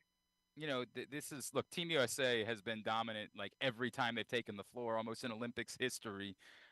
There's been so much discourse about who made the team, who didn't make the team, right? Can you use any of that, like the nonsense, as a chip to say, you know what, we got even more to go out and prove? Like, we want people to talk about who's here. We don't care who's not here. I mean, honestly, I feel like you can make a claim every time there's a USA team. I mean, we're talented players for a reason. So I'm sure we can talk for days about players that have been left off of teams in the past. But I mean, that's just the nature of it. You don't know what goes into it, and it is we're talking about a 3-year process to be selected for a team like this. So yeah, I mean, regardless of what everyone is talking about, we're going out to try to win a gold, and that's our main focus. We know that everyone's trying to come after us and knock us off the top, so we're just coming in with that mentality of playing our best basketball each and every game and not taking anybody lightly. You mentioned the 3-year process. Can you, because again, we alluded to earlier, like you and knowing you were a part of that and how it, maybe impacted your wedding plans. But can you take me through, like, how important has that been for this group gelling, that you have had this many camps and other, international events that you've competed in, and how good you feel as a unit together about going to the Olympics? Yeah, I mean, with USA, we're at a little bit of a disadvantage when it comes to other countries. A lot of them have been playing for a long time together and have time to practice. And a lot of teams are practicing now where we're in season. So our practice time is short. You have people playing internationally. We have WNBA season. So, yeah, we don't get to practice as much as we would like to. So when we do have a chance to practice, those practices mean even more than people realize. So, yeah, our practice time is not as much as the other teams, so our attention to detail is even higher. Hey, just another couple minutes here with Alyssa Thomas on GCR. Alyssa, there was a really neat moment earlier this year, and I'm sure you're frustrated about the foul, but um, what Angel said afterwards, when she thanked you and said, "Hey, I appreciated that," and we're both a couple of former Terps. Did that mean something to you? Did that click with you about where she is and how smart she is and what that meant for her to say, "Look, that's the way this works. Is like, I don't want to be babied. I want to be, give me everything you've got." I mean, it's basketball. At the end of the day, it's basketball, and if you watched any games, a lot of bodies are on the floor, so it's a physical game. So, yeah, it's a part of the game. I'm knocked down multiple times every game, so I think now that there's just attention to women's basketball, everything's being highlighted, but a lot of these fans haven't been with us throughout these 20 plus years, and so they think this is something new. But I mean, it's sports. Sports are physical. I completely agree, and I appreciated that. Alyssa, with that in mind, have you had someone that maybe has like hit you up for tickets this year that you've had to say like, "Hey, where were you 3-4 years ago?" Like, "Nah, I'm good." Like, yeah, you're coming around now. Oh. No, definitely not. I mean, I'm not that type of person that is like opening up tickets or anything like that. Everyone pretty much knows me. That there's no people that come to see me are people that have been supporting my whole entire career. So. The fact that I know, like, obviously it was a little. It's funny that I say it was a little bit of a down year for Maryland this year, and yet there they were right again in the NCAA tournament. What did that mean to you to see like that such a huge win in the Big Ten tournament, and that even in a year where from like the outside people would say, "Hey, it was down," this was still a team that was tough, that was given a fit to like a really good team in the NCAA tournament. Like, what does that say about the health of the program and about the job that Brenda does? Yeah, I mean, Coach Freeze is one of the greats for a reason, and her ability to take whatever she has and make the best of it. People talk about a down year, but I think she finds the positive in whatever team that she's coaching. And yeah, we win at Maryland, and I think that's what Coach Freeze does so well. And yeah, she's gonna bring the best out of you as a player. That's what she did for me, and she knows how to push people to be the best that they can be. And yeah, it's fun watching. I love when I'm able to catch a game, and yeah, it was super excited watching them through the tournament.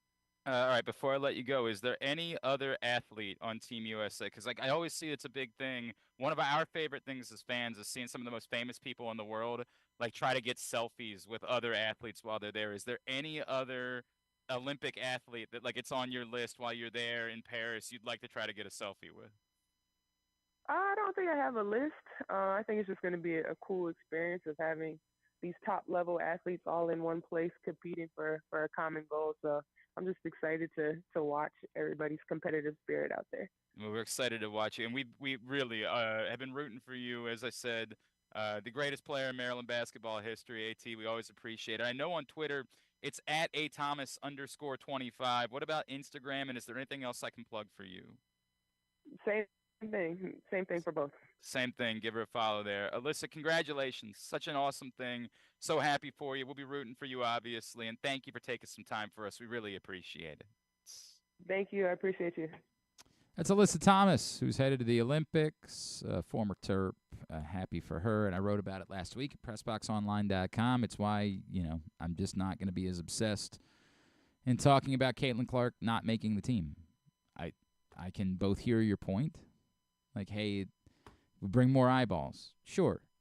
What I would say back is, why were you only willing to watch when Caitlin Clark? Why not consider watching the best players? I think Caitlin Clark is very much on her way to joining that group, but not quite. Why not? Why not? That's all I'm asking, and I wrote about that. I do have a column coming today at PressBoxOnline.com. I think it's already up, actually, about why I thought this weekend was so significant for the Orioles.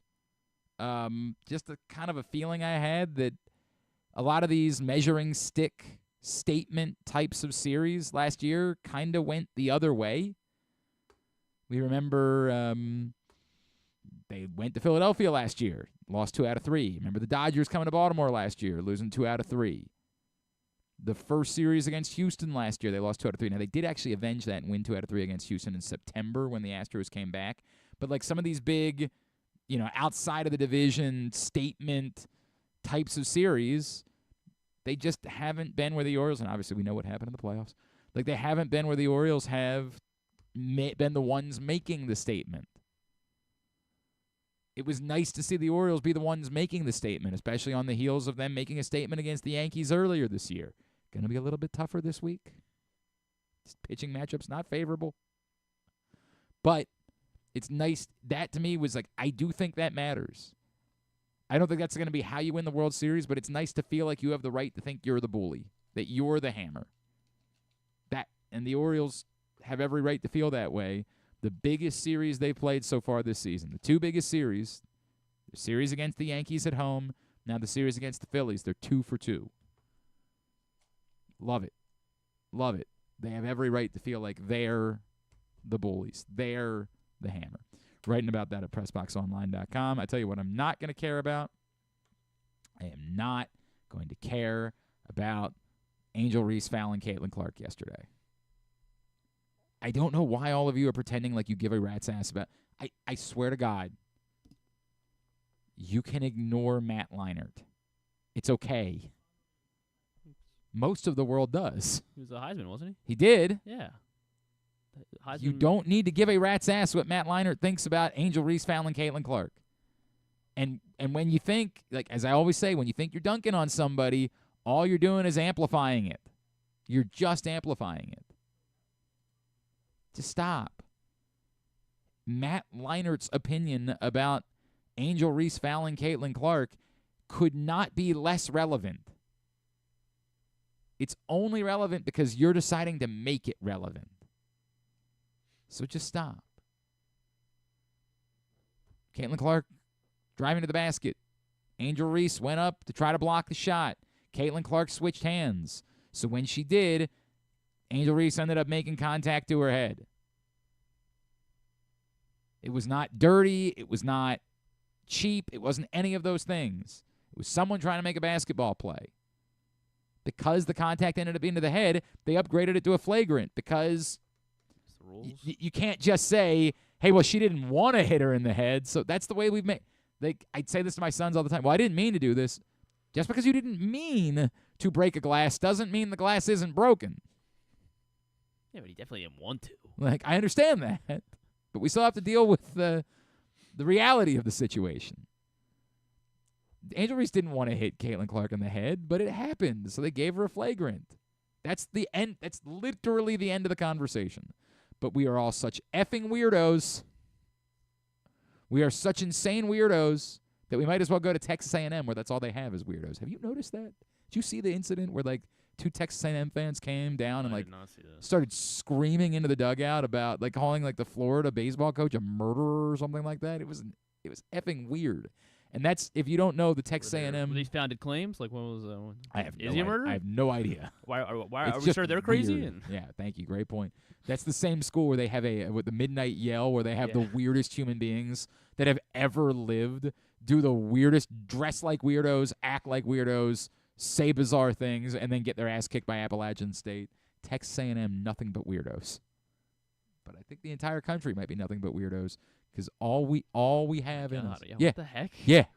It's like trying to jump over the railing. It's like, what? Bizarre, bro. But, like, all I can see is, like, Texas A&M. Yep. Yeah, but at College Station, man, during college baseball, while they're hosting the regional, man, that was electric. Chock full of weirdos. It was electric. Chock full of a bunch. Is it weird to love baseball? I understand why Grayson was like, I'm good. Y'all have a time. I'm gonna go skip that part of the process. let you run around in your overalls.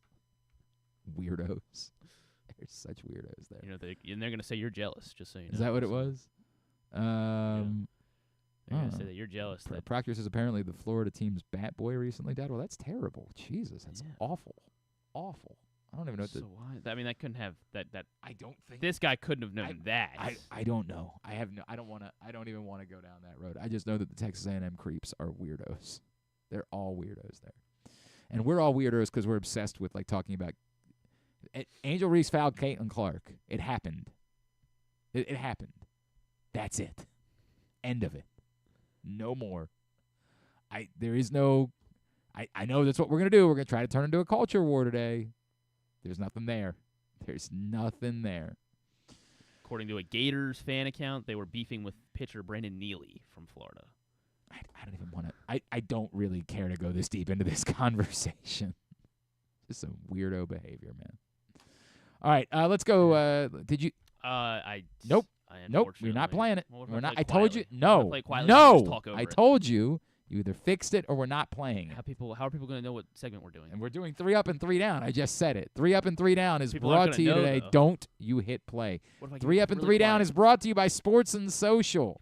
Barely be able to hear. Everybody had a great time watching Tank Davis. Speaking of Tank Davis, Calvin Ford's going to join us before the end of the hour. Everybody had a great time watching Tank on Saturday night at Sports and Social inside Live Casino and Hotel Maryland. You want to watch who knows? Maybe the NBA and Stanley Cup Finals are going to continue. 7-game series. Maybe they didn't end. I mean, the Oilers. I think they technically win the series. Yes, because they won 8-1, much like the Dallas Boston points. thing. Yes, more exactly the way that it works. Such a weird thing. Congrats to the Oilers and Mavs. So you're looking for somewhere to watch the finals next couple of nights? Sports and Social, Live Casino and Hotel, always an electric atmosphere. Just a crowd that is into living and dying over every play in every game. Giant media wall, so you got that, plus baseball games up. You can go steps away from the FanDuel Sportsbook to get your bets in. Great food and drink specials. Sports and Social inside Live Casino and Hotel Maryland. All right, 3 Up for the week. This is impossible. I actually didn't. The only thing that I thought was difficult, I only thought it was difficult because I 2 position players to me had to be on the list, and then it was like choosing which of the pitchers made the list. In fact, the first sentence of my write-up for my number 3 is, I assume Griffin gave this spot to Corbin Burns because he made 2 starts this week. And that's just what you do. Like, if somebody makes 2 starts, you put them on the list. It's a bizarre thing. It does help them, yes. Unfortunately, because, as I pointed out, Corbin Burns had a 1.5 whip yesterday, I couldn't do that. I was torn between Grayson and Povich. Like, torn. Utterly, completely torn. Because I do think the circumstances, the numbers would say Povich had the better start because Povich pitched 6 shutout innings and walked no one, gave up 5 hits. That was pretty good. It was unbelievable. Grayson It was the circumstances by which he was heroic, because it was after you had used all the bullpen the night before. We think a lineup that's a little bit hotter right now in the Phillies, and obviously the Braves lineup had been scuffling. The circumstances, I would have no problem with going Grayson. But that was Cade Povich's second Major League start. And those are very much still Major League hitters. And Cade Povich is my number 3 because of it. For all those reasons, if it wasn't for Anthony Santander, I might have gone 3 straight pitchers, because I was very I mean, obviously, as you mentioned, Corbin Burns is going to be my number 3. Of course he was. He was very good yesterday. He was very good on Monday against Tampa. He was good yesterday. And he was very good. Corbin Burns. He was Corbin Burns. I mean, yeah, he was Corbin Burns. Gave up 9 base runners. I think I still can't get used to the fact that this guy pitches for the Orioles. I understand that. That part is great. It makes no sense that the Orioles have this guy. And he's so good. To me, the debate was between 2 and 1, right? Because both Gunnar and Anthony Santander had great weeks, and so to me it was which one goes to which spot. And the difference, you could say Gunnar's numbers overall were a little bit better than Santander's, because Gunnar finished 9 for 27. But he also had that really brutal error in the Braves game. He made some really good defensive plays this week, but that was a really puzzling, how do you not catch that ball? And it led to a run, and of course, we saw how that game went. So that margin, then obviously Santander is my number 1, with the flip side being he made that throw on Friday night, which was utterly effing insane. Yeah. I mean, that was bonkers. And where we were sitting in left field, to see how he contorted, he looked like a gymnast trying to get as much power as he possibly could on that throw. It was awesome. So, yeah, that ended up being the difference between 2 and 1, which guy was 1, which guy was 2. Gunnar was 2, Santander was 1. Yeah, so Gunnar just barely misses my list, too. And I'm still trying to figure out which guy I want to be number 1. I think I'm going to make Santander my number 2. I mean, yeah, as you said, it was a great week for Santander, and maybe it is where I'm not quite used to it with Corbin Burns yet. I'm more used to it with Gunnar, and this is just what I expect with Gunnar Henderson, and I mean, it's it's weird. I'm not sure what it's else weird that you put Corbin. I'm not even gonna. He went 9 for 27 this week. He was very good. He was very, very good. I don't know what to say. So was Anthony Santander. He's my number 2. And then who's number 1? My number 1 will be Grayson Rodriguez for Saturday. It was a big start. Incredible. It was incredible. Yeah, to start off so shaky and come back and bear down for 7 innings and just pick up this team and help them pick up a big win over the Phillies. So I was very impressed with the pitching all week. It was I'm still don't know if I made the right decision leaving Cade Povich off, but Povich was unbelievable, obviously, in his second start ever. Second Major League start. He went 6 shutout Suarez innings. Was great. Went 6 shutout innings Tuesday. without walking anybody. It was really good. It's unbelievable. So was Grayson. So was Corbin. So was number 3 down. Number 3. A lot of people struggling with their down list. I'm struggling too. I didn't think it was all that difficult, honestly. No, it was difficult. It wasn't. Number 3, again, you don't like doing it because he's been good all season, but Cole Irvin's number 3. It was a bad start. There's no way around it. He got hit hard, and they were aggressive early, and they pounded. There's no way around it. He put 10 men on in 5 2/3 and allowed 4 runs. I think Cole Irvin is absolutely a huge part of the solution to this point, and not really part of the problem. But last week, he was a part of the problem. Cole Irvin's number 3. I'm going with Cole Irvin's going to be higher on my list. I'm going with Cino Perez. He's much higher on my list. Cino Perez. I mean, he was higher on my list. He was used a lot, but he was used hit 3 times. He was. What did he pitch? 4 times? 3 times. Was it 3 times or 4 times? Anyway, but he was hit very, very hard. But I also think Cino Perez is going to be he's going to end up being an important part of this bullpen. I hope you're right about that. So I don't think it was. I did forget that he pitched on terrible. Tuesday. He did also pitch on Tuesday. That one. So he pitched a lot. Fun. So he pitched a lot, but he was hit each time. 3 times, 3 out of the 4 times. Cino Perez is number 1 this week. It was a bad week for Cino Perez. On Thursday, he came in after the Orioles had gotten back within a run, and it looked like they had life, and he turned around and gave up 2 runs to end the game.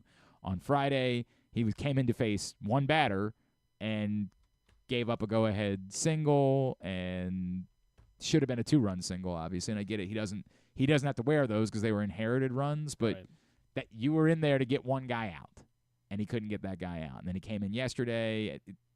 it was a bad week for CNL Perez, man. There's no way around it. It was a bad, bad week. CNL Perez was number 1. Number 2 is the one that, like, we didn't even notice how bad of a week it was for him. Like, it's a statement about how good this team is, that someone could have this much of a stinker of a week and no one even notices. Adley Rutschman had a wretched week last week. 2 for 22. If not for that home run yesterday. Yeah, and he had a double, too. It's weird that his 2 hits were both extra base hits. He went 2 for 22. A wretched week for Adley Rutschman. And yet, nobody noticed. Like, when I looked at the numbers, I was like, really? Really? Bad week. But Adley Rutschman's number 2 because of it. My number 2 as well. Cole Irvin is my number 1. For, I mean, it was not a good start for Cole Irvin. It was a bad start? Yeah. Bad he got through start. 5 innings, which was great, but, it was no way around it. It was not a good start No way for Cole. around it. I did have, let me go over some of the 3 up, 3 down. My guy Zach Moore, Pigtown Sports, wants Brian Baker to be on the list. Down? Up. Up. No, up, of course. Okay. Yeah. It was a great inning. I just think there were too many candidates for that to be a consideration. Also wants Ramon Arias on Craig his Kimbrell up had a list. great week. Yeah, he did. He had 4 a good scoreless week. appearances. He had 7 strike. He had a good 7 week. strikeouts. Yeah, he had a good week. was There's very too many candidates. There were. Mark, Grayson, Santander, and Gunner were his 3 up. He doesn't want to put anybody on his down list. Sorry, that's not the way it works. You know what? I agree with him, actually. Maryland Sports Report, Santander, Gunner, and Corbin Burns up. Perez, Mountcastle, and Webb are his downs. I didn't look at Mountcastle or Webb. Webb let up some runs. I know Webb I think yesterday. Did Webb lose the game? One of the. No. Maybe? Did he get tagged with a loss or something? Is that what happened? I don't know. Hang on a second. Jacob Webb. But Webb will let up a run or 2, I think. Game log. Jacob Webb pitched yesterday, did not give up a run. He finished the game off yesterday. On Friday, he came in after the so he let up the he came in the 11th, yes. He came up. Now, and again, that one's tough because should Hayes have caught that ball? Yeah. He thinks he should have. It was tagged, and so it's hard to It was hit 400 It's feet, definitely so. not an error, you know what I mean? Like there's no world in which it's an error, but should it have been caught? I don't know. I don't have the answer to that. But that was it. Like, that's tough. He pitched 4 times, and the only blemish he had was that. So, I don't think that I could put Webb on the list because of that. And who was the other one that he said? Keegan Aiken saved himself. Keegan Aiken on Friday was phenomenal. Mountcastle. Yeah, I didn't even really notice. Did Ryan Mountcastle have it down? He just didn't really. Okay, he went 5 for 24. Yeah, I mean, he didn't have a great week, obviously, but I don't twice, remember there being 7 strikeouts. All right, Okay, but not 478 OPS. So. Yeah, not a great week, no doubt. Not a great week for Ryan Mountcastle. All right, continue to get me yours throughout the course of the day at Glenn Clark Radio on Twitter, and we will get ours posted at glennclarkradio.com. Mentioned there was a big fight on Saturday night. Gervonta Tank Davis knocking out Frank Martin. We'll talk to his coach, Calvin Ford, from the Upton Boxing Center next here on Glenn Clark Radio. The ultimate fan experience awaits you at Sports and Social Maryland. See how we're raising the sports bar with our massive 100-foot media wall featuring 40 HD TVs and a 47-foot big screen. Bet on your favorite teams and this year's biggest events at the FanDuel Sportsbook while enjoying your favorite beers and cocktails, plus our delicious takes on bar food classics. Visit Sports and Social at Live Casino and Hotel Maryland at Arundel Mills. Must be 21. Gambling problem? Call 1-800-GAMBLER. Hagerstown, Maryland, a snapshot of American history that dates back centuries. Today, the roots of the city expand with another historical moment, the grand opening of Meredith Park, Hagerstown's new event stadium and home to the Atlantic League Flying Boxcars. Experience the energy, culture, and adventure. Plan your getaway today at America's newest and most innovative ballpark. You're welcome in Hagerstown, Maryland. Visit Hagerstown.com. The votes were all counted, and the results are official. Royal Farms was named #1 for food in the USA Today 10 Best poll, receiving more votes than any other convenience store chain in America. The next time you want to get some good food fast, doesn't it make sense to go to Royal Farms? Voted best in the USA and home of world-famous chicken. Real fresh, real fast, Royal Farms.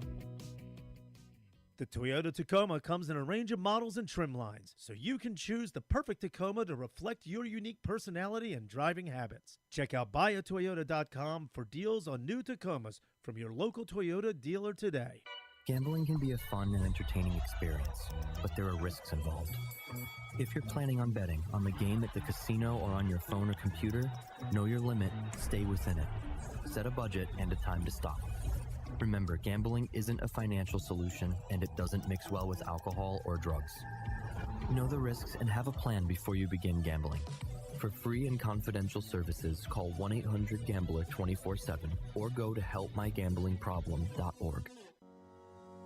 The Ed Block Courage Award Foundation has been working in partnership with the NFL for 46 years to support abused, neglected, and at-risk youth across the country, partnering each team with a children's facility or program that supports the well-being of those in need. Annually, one player from each team is selected by their peers to receive the Courage Award for their inspiration on and off the field. Learn more about how the Ed Block Courage Award Foundation makes a difference, and be sure to check out their latest podcast and web series episodes at edblock.org. Coming back in here with Glenn and the other guy, Garrett, whatever his name is. You know who they are. Stan the Fan is not going to be on today as he is coming back from a weekend away. He'll be back tomorrow. So the baseball show with Stan, Ross, and Luke moves from today to tomorrow. That times out quite fine with the Orioles being off tonight. So they'll be previewing the start of the Yankees series. Stan the Fan Charles, former Oriole Ross Grimsley, Luke Jackson, they will get together tomorrow afternoon, 3 o'clock, to preview the Yankees series. Facebook.com/PressBoxSports to check it out live tomorrow at 3. No show today. They're in action tomorrow talking baseball ahead of Orioles-Yankees. All right, big night Saturday night in Vegas, the 100th all-time heavyweight, or the prize fight card at the MGM Grand Garden Arena. And, of course, in the main event, Baltimore's own Gervonta Tank Davis with the knockout win over Frank Martin. Joining us once again here on GCR, he is Tank Davis's coach, the man himself from the Upton Boxing Center. He's Coach Calvin Ford, and he's back with us here on GCR. Calvin, it's Glenn. It's great to chat with you as always. Thank you for taking the time for us, and congratulations on another big win. Thank you, man. Appreciate it. Calvin, a couple of things that jump out to me about Saturday. One, Gervonta talked all week, and we heard it again after the fight, him talking about how he felt like he was a different person, a different fighter because of his time incarcerated. In being around Tank, how much did you notice that when he got out of confinement and was able to get back into the gym? Did you see a different person? Did you see a different fighter?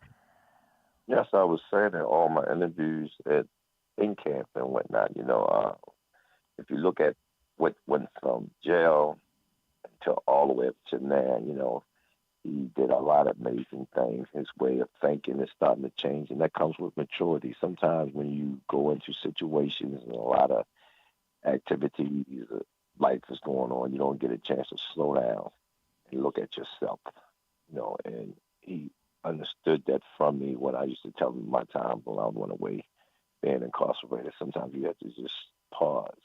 So he had a chance to pause and really look at his life, and look at things in a different perspective. And when he came home, if you go back and look at everything that he has been doing, you can see the change. How much, he was obviously already an insanely good fighter, right? Like, we all know that. Well, it wasn't that. It's not that, we are on the mission. He's on the mission, and he's coming into his enlightenment, and when we talk about that. It's not just boxing. It's bigger than boxing. So as you keep watching him, you're going to keep seeing him elevating himself. You'll keep seeing him elevating himself at different levels. But every process is the action of making him better, a better person, to tell you the truth. That's what I wondered. Like, now, if you combine what was already an incredibly skilled fighter with someone who's even more mature and ready for the moment, what is he capable of now moving forward? That's what I keep telling him. The best is still to come. Yeah. Just telling you, the best is still to come, because years of spending time with him and watching him develop. And if you listen to our interviews, you always see us say I push the car as much as I can now. We are in his car. And right now it's just guiding him, making sure he make the right decisions. Me and Kenny have to just stay as elder now and let him just do him, and just be his boss for him. We already know the skill level is there. The skill level has been with us since day one, since I met the kid. And just keep developing them. And, like I tell everybody, he's like my Michael Jordan when it comes in that ring. That's his piece. So, chatting with Coach Calvin Ford here on GCR, Calvin, he said after the fight that he thought, the damage that Martin was able to do early was a little bit related to some of the rust of having not been in the ring for over a year. I wondered if part of it, that's just your guys' strategy. Like, hey, we know that guys are going to come out hot and they're going to give us their best. We're in this for 12 rounds. Like, we're not worried about a little bit of damage in the first couple of rounds. Now, everybody misunderstand. This is a fight 1 to 12. Yeah. And we learned these things up there in certain situations that, in the words of Kenny Ellis, the Bible, a man have a right to hit you if he trained. We're going to get hit. There's no such thing you're not going to get hit. You know what I'm saying? So, again, it's how well and how bad you want to get hit. Martin Quinn was a great shot. You know what I'm saying? That was the button. He pushed the button. So that lets me know for anybody else that comes to stand in front of Tank again. There's no mercy for him. And that's the sense that I had. Like, and that was the crazy thing. Like, I was watching the broadcast. I'm not there, and they keep talking about all this damage, and I'm like, at no point did I feel like Tank was thrown off by any of it. Like, none of it seemed. No, he really didn't get hit. If you go back and really watch it, Martin was working, but was he really working? Right. I mean, that's why we were saying he lost rounds. He wasn't even. That's one of the problems. I think the position where the referees are sitting, you can't really see the shots. You're just seeing them throwing punches that appear to look like shots. If you look at how they looking up towards the fight, you know what I'm saying? You're not really seeing clean shots. You know what I'm saying? But when you notice when Tank hit him, you've seen the shots. You know what I'm saying?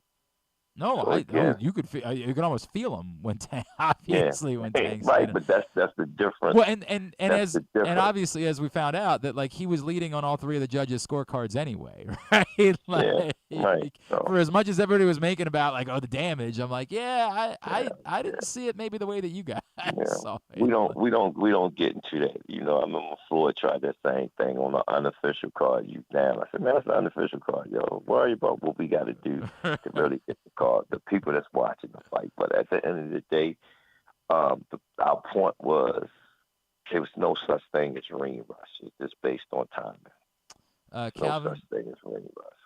You bring that up. Now that the first fight, he's back, he's gotten that out of the way. Do you have like the feel for let's step up, let's get more showcase? Like what do you think should be? Well, we've been doing that, but you have to remember, and everybody misunderstands, it's still a business. The money has to be right for us. Everybody putting their forth in where the fight going to be, how the fight going to be done. All that's a preparation to before the fight even happens. You have two different sides. You know what I'm saying? You might be on Walmart side, and I might be on Target side. Mm-hmm. We don't see eye to eye. That fight ain't going to happen. I completely understand that. Like, to say that you have the appetite for it doesn't mean that you're just going to be able to go out and say, okay, now it happens tomorrow, right?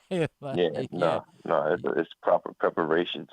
Then you get the two fighters together and see what they want, how it's going to happen and whatnot. Then they go back and sit at the table, look at the real numbers, and say, well, you can't even pull that. and when they look at historicals, what they've been doing, how they've been doing it, see how can they make it work. If it doesn't make sense, it's not going to happen. You, obviously you mentioned you've known this young man for a long time. Do you get the sense that he has the appetite for, I want to do the things that allow me to go down in history? Like, not. We chase greatness. If you go back and look at all this stuff Tank done, you know what I'm saying? We just go accordingly to opportunities. The opportunity that presents, and it's a good opportunity for the team and him. He'll take it, Again, our mission is bigger than what it is. You know what I'm saying? And you'll see as we keep working. Again, the sky's the limit for Tank. The only person can beat Tank is Tank. I've been telling him that since he was 7. I completely get it. I got 2 more for you. First, what did it mean to you as someone who cares about this sport so deeply and has been invested in it for so much of your life to be a part of the 100th card at MGM Grand Garden Arena? What did that mean to you, Calvin? It just hit me yesterday, man. I broke out in tears. Yeah. Because you cannot take that away from us. Yeah. No one can. And we are in the history book of boxing. That's really cool. That's really cool, man. That's a cool thing. And then we've talked about it before, right? Like, I was there that night at the arena. It's one of the most electric things I've ever seen in our city. They've redone it, right? Like, the arena it looks way nicer now. It's much more modern. Any chance that it might still be in the cards for there to be? It depends. It's a lot of fighting that we have on our chart that we will put certain places and whatnot. It's just what's the next fight, you know what I'm saying? Because one of his main goals, he got like 3 goals that we wrote out and we look at it, you know what I'm saying? And one of them he want to fight in Chicago. Another one he want to fight in baseball, football. He want to fight in the stadium. Oh, wow. Yeah, so they goals are just, who is that guy to actually make it happen? It has to be. It can't be one guy to do it. One guy ain't gonna do it all by himself. You know what I'm saying? And it has to be someone. But that one guy's coming. He's coming. He's on a rising. I just don't tell everybody that we got our eyes on it. Just him building his notoriety up to do that. I am fascinated now. You have piqued my interest of a future fight like at Camden Yards or at M&T Bank Stadium. It's coming. It's coming. I mean, that's going to be the closer. That's going to be a closer. Man, that would be wild. That would be wild. Well, it's in the universe. You just help me put it in the universe. I appreciate it. Yeah, we're going to put it out there. We'll get it percolating. Oh, man, that would be a heck of a night. Calvin Ford, always congratulations, man. Another job well done. Appreciate you taking the time for us. And obviously, these are great things for the city of Baltimore. You guys continue to shine. That's what it's all about. Yep. It's all about our town. They don't understand. It's all about our town. We do what we do because of Baltimore. We believe. And shine a light for the rest of the world to see, which we truly greatly appreciate that, man. Calvin, thank you as always for taking the time for us. Let's talk again soon, all right? Appreciate you. Have a great day. Calvin Ford, of course, coach for Gervonta Tank Davis. Look, man, I did watch the fight on Saturday night, and I get it. Like, we all saw, a little bit of damage that Gervonta wore on his face, but nothing that ever seemed to actually impact him as a fighter. It just seemed like early on he was content to you go ahead. You want to wear yourself out? You go right ahead and wear yourself out. We're fighting. We got a long way to go, man. You want to just spend all your energy right now? You go right ahead. And, after that sort of early flurry, there was no doubt. And as was pointed out on all of the scorecards at that point, Tank was winning the fight by that point anyway. So, emphatic performance and another Gervonta Davis knockout. And now we will sit back and hope that perhaps one of those, as fight fans, one of those big fights, Shakur Stevenson, I don't know about Devin Haney, but Devin Haney maybe. I mean, it would still be in name recognition, a big fight. Teofimo Lopez, something like that. Yeah, Lomachenko would obviously be a massive fight. Something like that. But, that would be incredible, the idea of him fighting in the stadium. That would be wild, man. That would be wild, dude. All right, that was on my list. Obviously, we haven't talked at all about the U.S. Open. I'm the wrong guy to talk about it. Bryson, man. If you look, it appears as though the golf fans are way back in. It's hilarious. We were just talking about it last week as Patrick Cantlay and Bryson were both in contention. That day at Caves, the golf fans, venomous towards Bryson DeChambeau. Ugly, brutal. And here we are in 2024, and he's the most popular man in the sport. Now, there's good and bad to that, right? Like, it made for pretty good theater yesterday. I mean, I'm not going to pretend like I watched, but I am aware of the two putts that Rory McIlroy missed, which, like, dude. And I saw the shot that Bryson hit, and then I saw the video of the guy from the Golf Channel going back in and in the dark and trying to hit the same shot. I guess he's a golfer, actually, Johnson Wagner. If you're a Bryson DeChambeau fan now, I bet it's cool.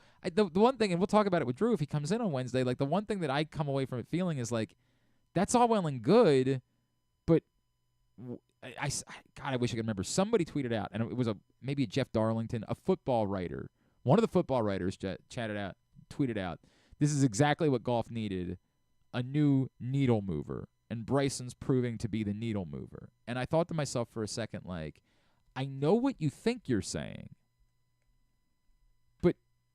and I'm the wrong guy to say this because I wouldn't watch, next week I think is the Travelers Championship. I wouldn't watch that either.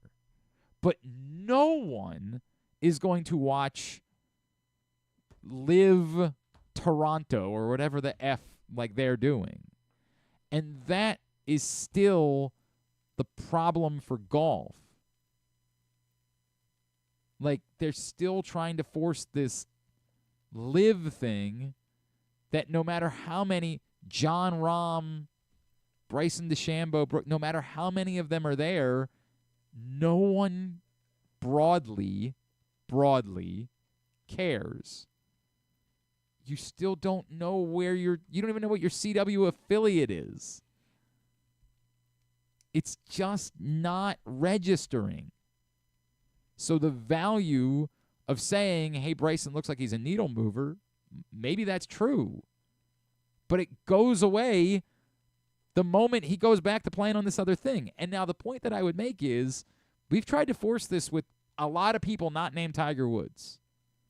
And from a pop culture concept, from a broad sports beyond just the golf world, none of them have proven to be needle movers. None of them. Scheffler, Rahm, Ricky Fowler, Jordan Spieth, who came on like a ball of fire, and everybody was like, oh, this is the new Tiger. None of them have been able to drive. I can get the hoi polloi. I can get the greater population to watch the Texas Open, the Hartford Open, the whatever it is. The golf people, like if you're in that world, then you might care a little bit more. But none of them, not named Tiger Woods, have been able to move the needle to get you to watch anything else. You'll watch the British Open maybe because it's the British Open. But to watch another golf tournament between now and then, particularly impossible because he's going back to playing for Live, and like just no one cares. And no one's come up with a solution for that. Like they've just sort of said, this is the way it's going to be. Those golfers are over there. We're over here. That's the way the world works. And so for these 4 weekends, people care. And then the rest of the year, everybody's like, whatever. Unless you're in the golf. If you're a golf person, you care. Drew cares. Stecca cares. If you're a golf person, you care. But outside of that, not so Outside much. of those two, yeah. No, I don't think it's just those two. If you're one of those types, if you're a person who cares about golf, you care. It's just getting the casual person to get into it, which has been none of these guys have done it. I think it's a neat story of Bryson DeChambeau, like going from I'll compare. I'm a tennis fan, right? Like Daniil Medvedev was booed insanely in his first U.S. Open run because he was kind of willing to play like a lot of times when you face someone that people like, people just guys, naturally...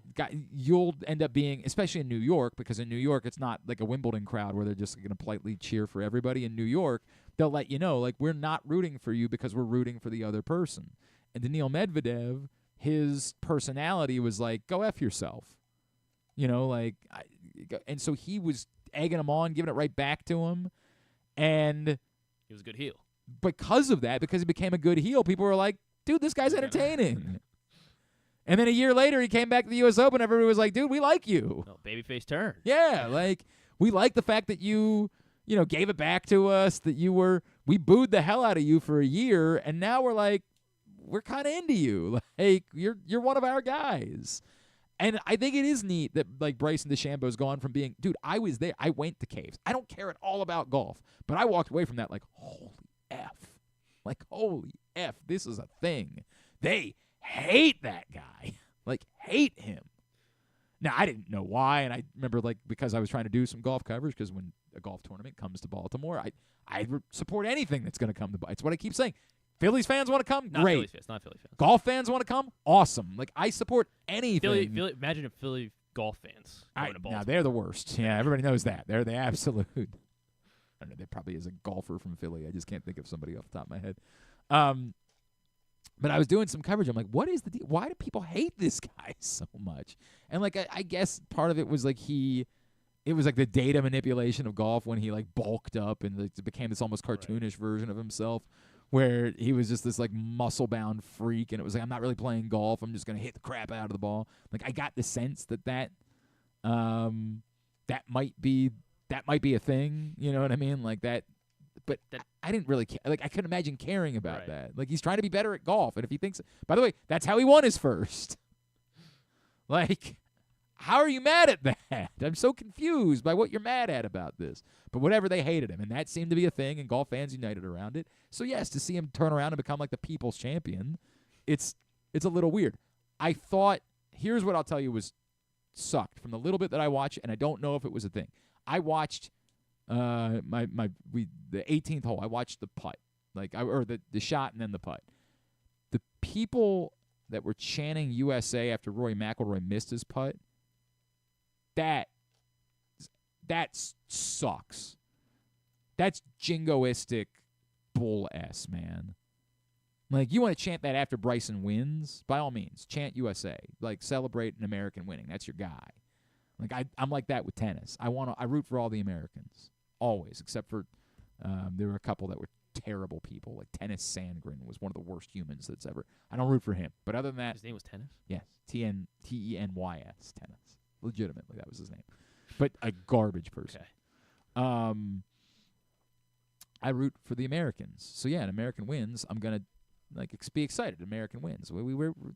There's something to feel bad about with that. We root for USA Soccer. But there's a difference in rooting for that and then, like, trying to use that negatively towards someone, man. Like, that's low. Like, that's lame. That comes off like... While he was putt, or was it after he missed it? It was after he missed the putt. Mm. After he missed his putt, there were people chanting USA, USA. Like, that sucks, man. Like, that sucks. That... doesn't affect you at all that Rory stormed out after as well. Why would I care? If I cared about golf, I mean, like, I don't know. Like, I presume they have to fine him or whatever. They have to, Yeah, I guess you have media. You got to do all those things. It's part of the deal. Like, I assume you have to be fined for skipping media, for skipping. Like, I assume that's the way that it works, and it probably has to be a fairly hefty fine, or else, like, all these golfers that are making a boatload of money will just be like, yeah, cool. We can just pay like $20,000. Then I don't want to talk after I lose. Like, that sucks. I also can have empathy for, like, it's gotta suck to miss two really short putts that, again, if all he's got to do is make those two short putts and he wins the U.S. Open, right? Like, that's got to suck. But, you still have to find the guy. Like, you can't just make it seem like, hey, this is okay, or else then everybody takes advantage of it and no one chooses to do media. And, there is still a partnership there that makes it make sense. So that's what it is. I've spoken way more about golf than I expected to today because I don't really care, but... Well done. Bryson DeChambeau. We want to talk about real theater? What? Matt Rambo. Oh, yeah, the Whips finally got on the board. Overtime win in Philadelphia. Yeah, OT of course, Matt Rambo is a Philly guy himself, so that was a neat moment for him. But, yeah, finally. Whips are on the board. Finally got a win. They needed that, man. All right, now it was getting ugly. It's going to start avalanching. And did you see whose team is off to the best start in our soccer competition? I did. I mean, I've been check that out. Check that out. Oh, that's right, because you had 2 wins in there, didn't you? I got Spain. John from Little Rock messaged today and said, First of all, he says, I love Cheese Whiz on the steak sandwich and provolone as well. What? Who played it this morning? Wait, what no. did he say? He says he likes loves Cheese Whiz on the steak sandwich and provolone as well. I mean, that's not terrible. No. I mean, again, I don't. Says, leave my fake cheese alone. You have too much of a culinary taste to still enjoy Cheese Whiz, John. Was that an upset? Romania beating Ukraine? Yeah, that was a massive upset. Romania beat Ukraine 3-0 this morning. But why is Ukraine thought of to be so good? Well, they're not so good, but Romania was plus 375. Uh-oh. And they won 3-0. Uh-oh. That's bad news for Jeremy Kahn. Not as bad news as who is that good news for? Who got that win? Romania. I'm trying to find it. Am I like a day behind? Where? Who has Romania? I don't even see Romania on this. Oh, John Proctor. Oh, of course it's John Proctor. He's got Romania. John Proctor's got Romania. Oh, he already added it. Okay, got it. Good. Got a lot of questions about that. Got a lot of questions Belgium about and Slovakia. Him ending up with Romania. John said, "You bastard with Spain. They're going to win." I do have Spain. They're on my team. And you are a bastard, so. Well, it's true. I got that going for me. And Switzerland's got to win as well, so that's not true. I'm not actually a bastard. My parents are very happily married, and I'm not actually a bastard. Proverbial bastard, perhaps, but not an actual bastard. That's not true. So, yeah, I got 6 points. I'm at the top of the table. I'm in second. You got that? Well, you know what second place gets you? It means I'm not eating 5 hot dogs. Nothing. Yeah, exactly. I'd be very happy with my that's nothing. True. Yeah, I'd be fine with nothing as well. Yeah, the bottom of the table right now is John in Little Rock, but that's only because apparently somehow none of his teams have played yet, which is very weird. He's got Belgium in action right now. All right, so that's his Turkey. So they're playing each other. He's got both. No, sorry. I don't know why I said it like that. I was just looking at the rest of his teams. I was just oh reading yeah, off the his weird. teams. He's got Turkey. I just really wanted to say Turkey. Yeah, so that's cool. How about Italy giving up a goal to Albania yet? I saw. That was awesome. I saw my buddy. Did you see them taunting the Italian fans? No, I didn't. They were see in the streets, all the Albanian fans, and they had like spaghetti, and they were just snapping it in half. My buddy Pete Caringi. So I went Saturday night. We had a gathering for Jamie Costello that he and his wife put together, and it was wonderful. I mean, there couldn't have been. My God, that man's the most popular man in Baltimore. There were so many people. We went over to Little Havana and had a wonderful time, and I saw a lot of people. It was very nice. It was a very nice gathering. Appreciate Jamie announcing ahead of time that it was casual, so that I could show up in my T-shirt and flip flops. Slovakia just scored on Belgium. Whoa, whoa, John Little Rock. Wait, it's Slovakia or Slovenia? Slovakia. Slovakia. I'm so that's Slovenia. You've Slovenia. Yeah, they drew. With Kyle Denmark. has Slovakia.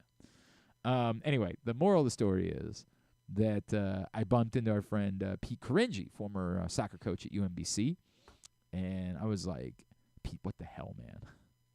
How in the ever-loving F did Italy give up a goal to Albania? I was not watching on Saturday because I had I don't even remember what I had going on Saturday. Whatever I had going on. Oh, I had to go to a graduation party, too, on Saturday. So I missed. Like, I looked down, and it was 1-0 Albania, and I'm like, what? Because this is a very difficult thing for me. As much as I'm rooting for my group, I'm still an Italy fan more than anything else. So, like, I look down and see they're down 1-0, and I am ready to lose my mind. Like, utterly, completely lose it. Italy did ultimately come back and win the match. They scored. It was the quickest goal in Euro history. Really, was it? It was like 24 seconds in. How about it was unbelievable. How about that? Yeah. Didn't matter. They lost 2-1. Italy wins. It was good news for Jeremy Kahn. All right, that's it. That's all from the weekend. Let's get a tidbit, shall we? Have you ever thought of taking a cruise to these wonderful destinations with sunny skies and beautiful beaches? Well, wait no longer. We're ready for you to cruise from the Cruise Maryland Terminal. Have a little phrase that you can go from baggage to margarita in about 15 minutes. Choose fun with an array of destinations, onboard activities, entertainment, and world-class cuisine. Contact your travel agent and book your cruise today. Let your adventure begin. By the way, Brian Powell tells me Spain, Italy is Thursday, and that's gonna be quite difficult for me. Thursday at 3, England, Denmark at noon. There is a place that's a biggie, where tradition. The country that I need to win versus the country that like my family, originates from, and so I've always rooted for. So it's going to be a very difficult moment for your pal GC on Thursday at 3. But we'll deal with that then. Right now, tidbit. According to OptaStats, Corbin Burns became the first pitcher in the modern era with at least 5 innings pitched, 3 runs or fewer allowed, as well as 3 walks or fewer allowed in each of his first 14 starts with any team. So with a new team, first time a pitcher has gone 14. His first 14 starts. Yeah, first 14 starts, 5 innings, All right. 3 runs allowed and 3 walks allowed, or less in each of his first 14 starts. So yeah, Corbin Burns, very good. He's been very, very good as advertised. Since we're doing a little some women's basketball, A'ja Wilson is on in a very historic streak right now. She has gone 17 straight games. She's now. the face of the WNBA. 20-point games, 17 straight 20-point games for A'ja Wilson, which is the longest streak in WNBA history. In fact, when she reached 14, she had set the record. As there have only been 4 other players with streaks of 11 or more 20-point games in the history of the WNBA. All right. Well, we'll see how this goes. Yeah. I'll go early on. Cheryl Swoops. No Cheryl Swoops. Cynthia Cooper. Not Cynthia Cooper. The earliest instance of this was 06. Oh, yes, was 06. Okay. Maya Moore. Not Maya Moore, but she is on the list. She did it in 2015. Like later on in her career, I guess. When did Maya Moore first start? Yeah, that's about right. Yeah. But yes, Maya Moore. Yeah, I wasn't trying to guess the year. I wasn't trying to guess specifically the one from 06. She was not the one in 06. Thank you. Appreciate that. Points. Candace Parker. No Candace Parker.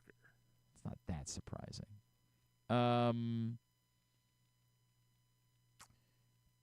Sue Bird? Not Sue Bird. Diana Taurasi. Diana Taurasi. I think, would this have overlapped then when you were out there with Phoenix? Was that 06? Yeah, it was 06. Yeah. When it was, July 22nd of 06. Was that before or? I arrived in September of 06, so I was not working just with the Mighty Merc at the time. 13 straight games with 20 points for Diana Taurasi. Okay. In 06. How about how about Lauren Jackson? No Lauren Jackson. How about Brittany Griner? Not Brittany Griner. How about How about it was 2017 and 2019, so more recent. I believe both are still active. How about 2017 and 2019? How about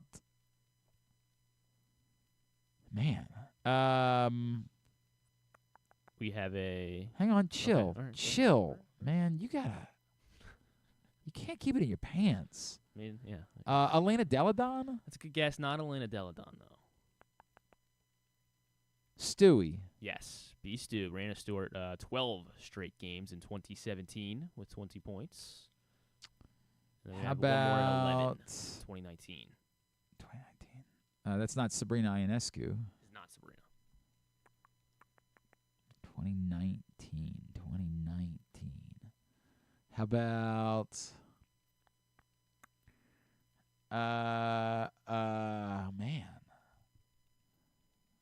2019.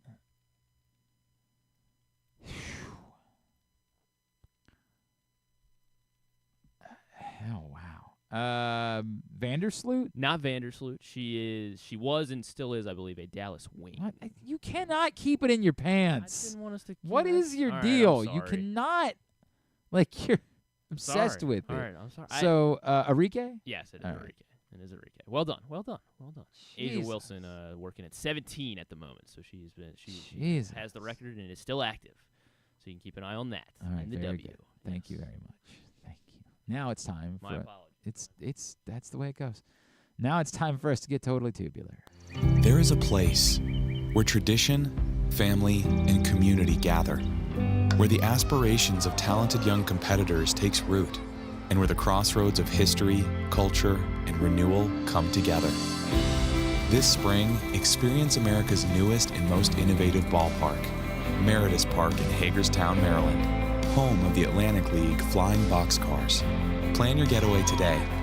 you're welcome in Hagerstown, Maryland. All right, no Orioles tonight. NBA Finals Game 5. The Celtics go back to Boston trying to close out the Mavericks. 8:30 on ABC. The under is 4-0 so far in the finals. Oh. So hit that again, maybe. Or is it due? Or is the over I think due? it might just be an under series. All right. Olympic swimming trials continue tonight. 7 o'clock on USA, 8 o'clock on NBC. So Chase Kalish did not win his heat, but I understand apparently, like for the 400 IM, they take 2 Americans. So he, I believe, is in and is good for Team USA. The Euro, as we mentioned, Belgium, Slovakia right now on Fox Sports 1. Then at 3, Austria and France. Reds Pirates tonight at 6:40 on FS1, MLB Network, and ESPN Plus for Brewers Angels at 9:38. Is College World Series today elimination or winners bracket games? I thought you were our guy. I thought you were our expert on all things. I just don't know it off. Elimination. Elimination Actually, today. No? NC State, Florida is an elimination game at 2. That's at 2. And then everyone's Kentucky, Texas least A&M at favorite 7. Texas A&M. Yeah, I'm a big Kentucky guy all of a sudden. That one is a winners bracket game. That's on ESPN today and the USA Network for WWE Monday Night Raw at 8. All of the fallout, of course, from Clash at the Castle. I know you are dying to know what happens now for CM Punk and Drew McIntyre. And why would CM Punk want to face Drew McIntyre not as the champion instead of as the champion? That's the part that he's just a psychopath. Yeah, what a psychopath CM Punk is.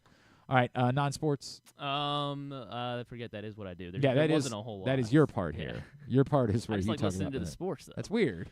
Yeah, not a whole lot. Let Great. me see. Austin Butler is going to be on Kimmel. Is there a new Elvis coming out? No, there was something. I already forget what it was. Okay. Yeah, sorry about that. Great.